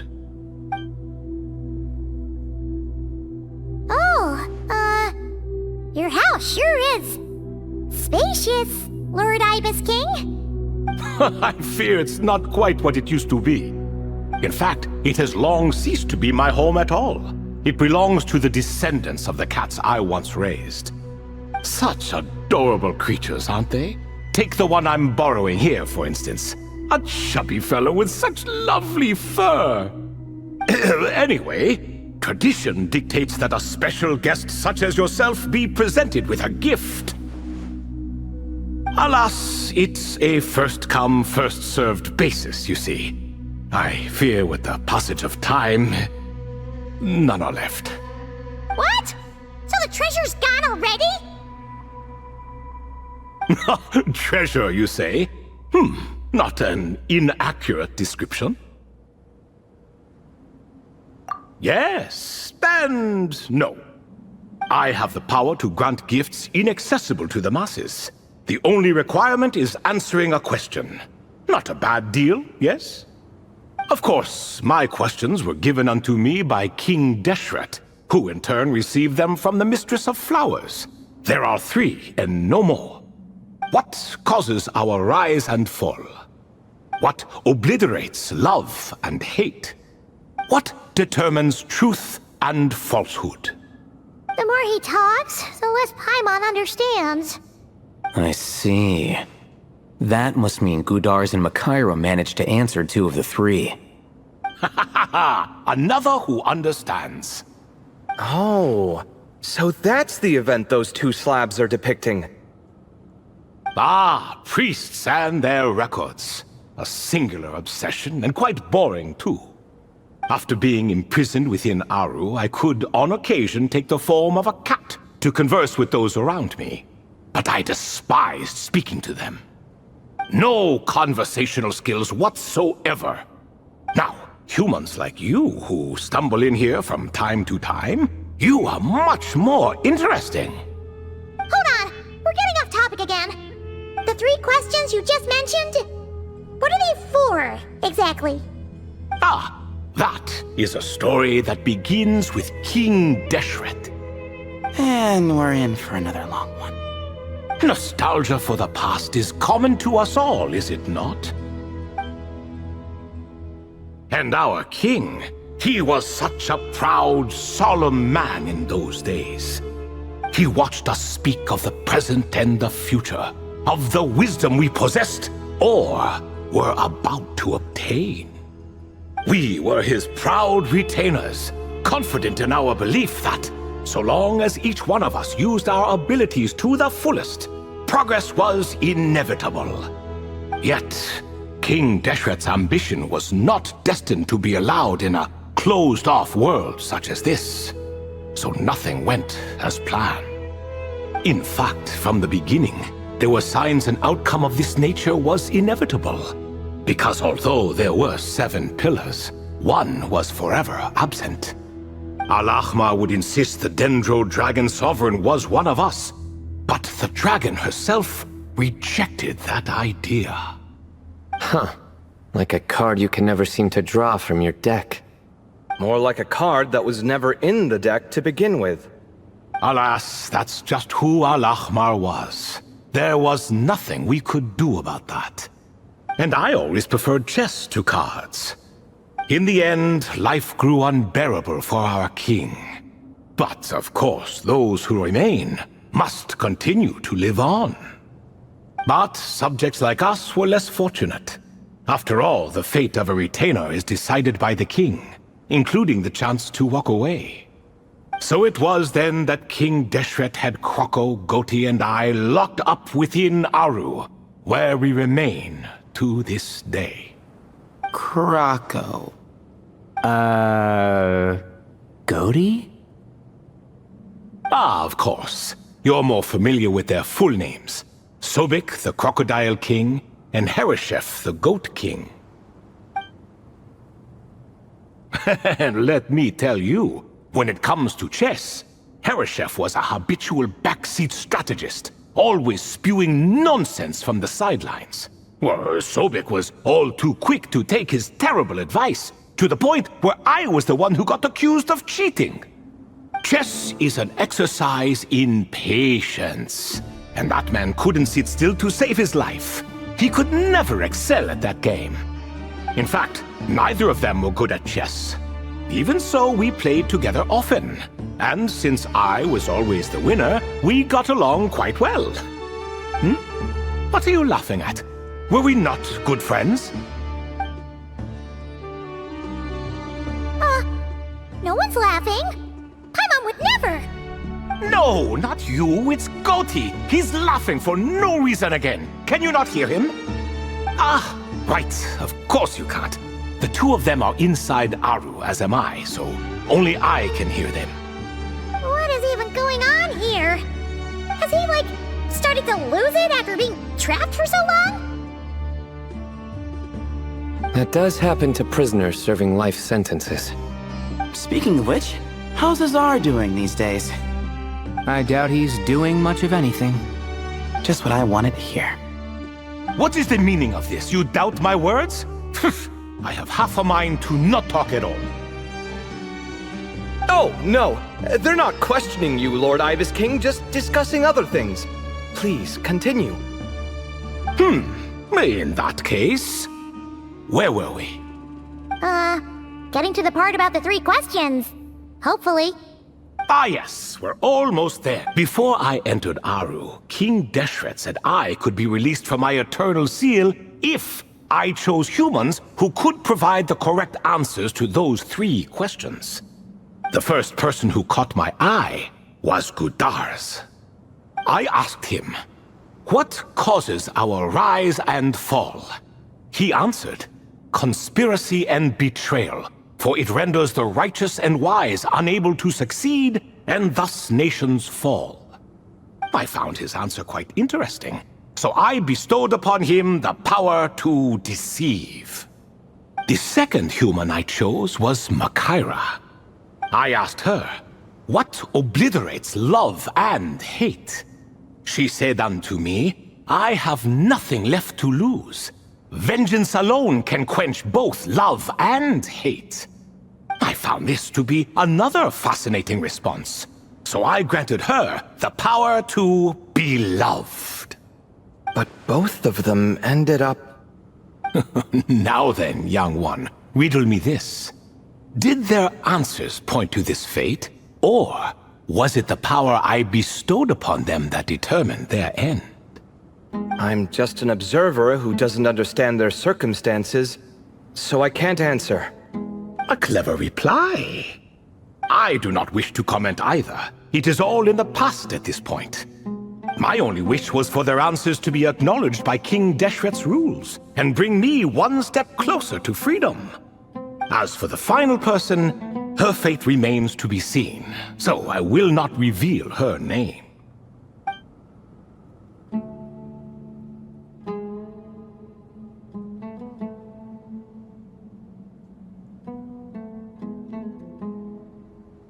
I asked her, what determines truth and falsehood?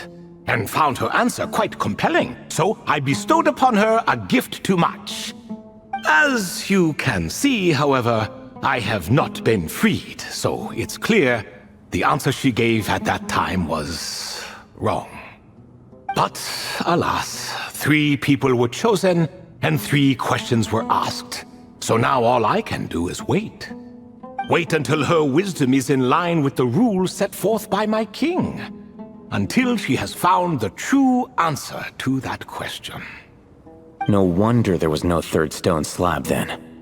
Or perhaps you're just not ready to include her in the story. Though that might be a generous interpretation. Well, it's not merely because her story remains unfinished.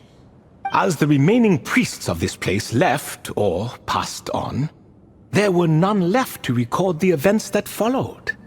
Besides, stone slabs are few and far between in the Great Red Sands.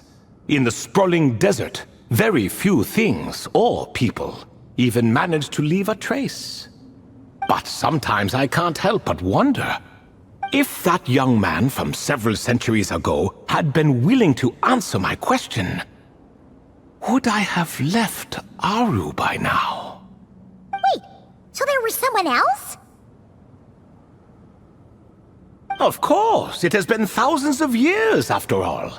All sorts of people have stumbled upon this place, but I only chose the special ones. That young man had such a singular intelligence, though his companion, by contrast, was rather average. The author of those notes we found? The student named Zondik? Ah, yes, I think that was his name. In truth, I was unsure whether I should grant him my third remaining gift. He was, of course, exceedingly clever, but he was also mistrustful and narcissistic in equal measure, and there did not seem to be a line he was unwilling to cross. Too much power could be dangerous in the hands of someone like him, so I found myself rather relieved when he declined my gift. Oh, he turned you down? Did he give a reason? Yes. He said he didn't need it. I still remember the look in his eyes. Nothing stood out per se, and still I could sense contempt and disdain radiating from his gaze. I could not give an exact reason, but on instinct I just knew it would not end well to get close to a man like that. So, I tricked him. Stick close to your companion, I said. Only the descendants of Tulatula can come and go as they please. Leave him behind, and there is no escape for you. So, does that mean his companion wasn't a descendant of Tulatula? Oh no, that part was true. The lie was in the other half. Anyone can enter or exit this place. There are no restrictions. I saw that his companion was exhausted and was concerned Sandik might leave him behind, or worse, that some other accident might befall him. So I made up an excuse to prevent Sandik from going a step too far. Oh, and speaking of, Sandik's companion had the same blue hair and pointed ears as you.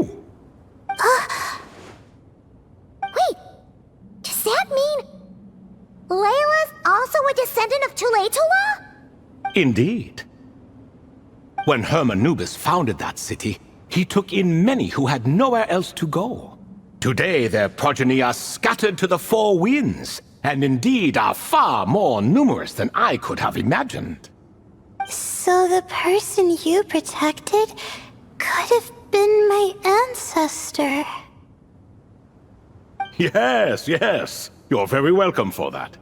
Could I ask another question, Lord Ibis King? Of course. I have nothing but time, I'm afraid. Did you also save me and a man named Jur? I did. You two were quite unlucky bumping into a device King Deshret once used to measure human brain power.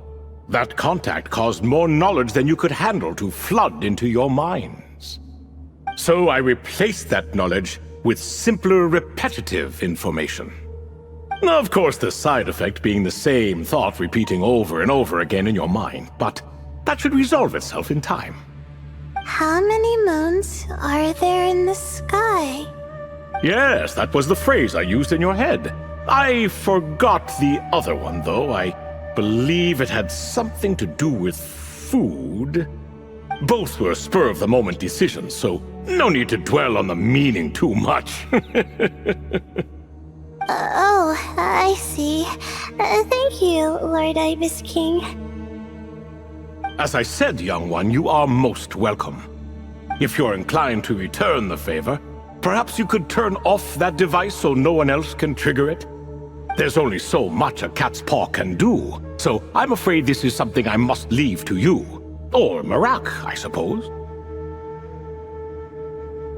Oh, splendid! Another one bites the dust. Such is the fate of things here. Day by day, little by little, the remnants of ages past fade into obscurity. For that reason, the gifts of bygone eras, be they tied to your blood or technological in nature, are not to be revered. They are tools, nothing more. Disrespectful?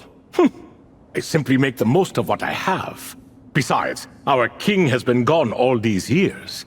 What good does it do to revere him now? Oh, are you talking to the Goat King again? No, Croco this time. He's pestering me for another game of chess. Says he wants to even the score. Wishful thinking, if you ask me. If we counted one push-up for every loss, He'd owe me 300,000 by now. Of course, that's just a rough estimate. I've never kept count. It appears that's something you like.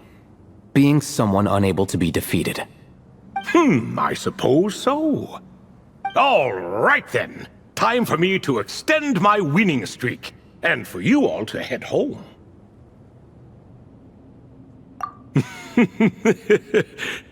In truth, deep down, I know even the answers to those 3 questions will not change my fate. But that is for me to reckon with. Go on now.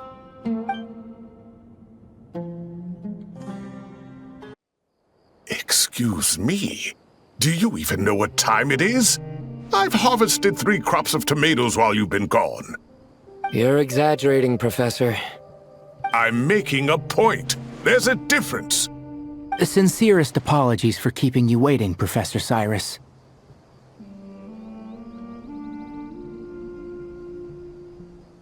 See, that's what I call manners. Now, are any of you hurt? Nope. It went way smoother than we expected, actually. I presume the investigation is complete then. Come, tell me all about it. Oh my, did you luck out? If you've read the work from the Vahumana Darshan, you would know that the Ibis King has, well, let's call it a mixed record. Perhaps he softened up a bit in his old age, and that's why he chose to help you. Or perhaps he just didn't have a good enough reason not to help us. See? Marak agrees. How do you even know that's what Marak meant? That could have just been a happy noise. In any case, there's a lot to be happy about. We figured out what happened to Layla and Jur, and there were some unexpected takeaways too. Yeah, I never expected to learn about my ancestry. I've always thought of myself as just an ordinary student. I never would have even considered something like that could be true. Come to think of it, our ancestors might even have been friends at some point. Huh? You're right. Maybe I should take a trip back home to see if I can find any records about that. Oh, I was just throwing that out there. I wouldn't want you to go to the trouble. It's fine. My advisor gave me a break, and I still have a few days left, so... Oh, wait. My study topic. I haven't made any progress at all. No. I need to focus on that instead. Right. Couldn't you help her, Professor? Huh? No, I could never. Me, you say? I'm from the Spatamar Darshan, and I don't think that Nephis or Zahahadi researched the stars. All I have to offer are my homegrown tomatoes. Although I suppose it's not impossible. I can ask a few old friends to recommend some interesting topics. You really don't have to. It sounds like a lot of work. Hardly. A few passing questions while we water the plants? It's no trouble at all. Thank you so much. Of course. Now it's getting late, and you all must be tired. Let's wrap things up here. Some say desert nights are the sun taking mercy on us after the heat of the day. So, let's leave while she still feels merciful.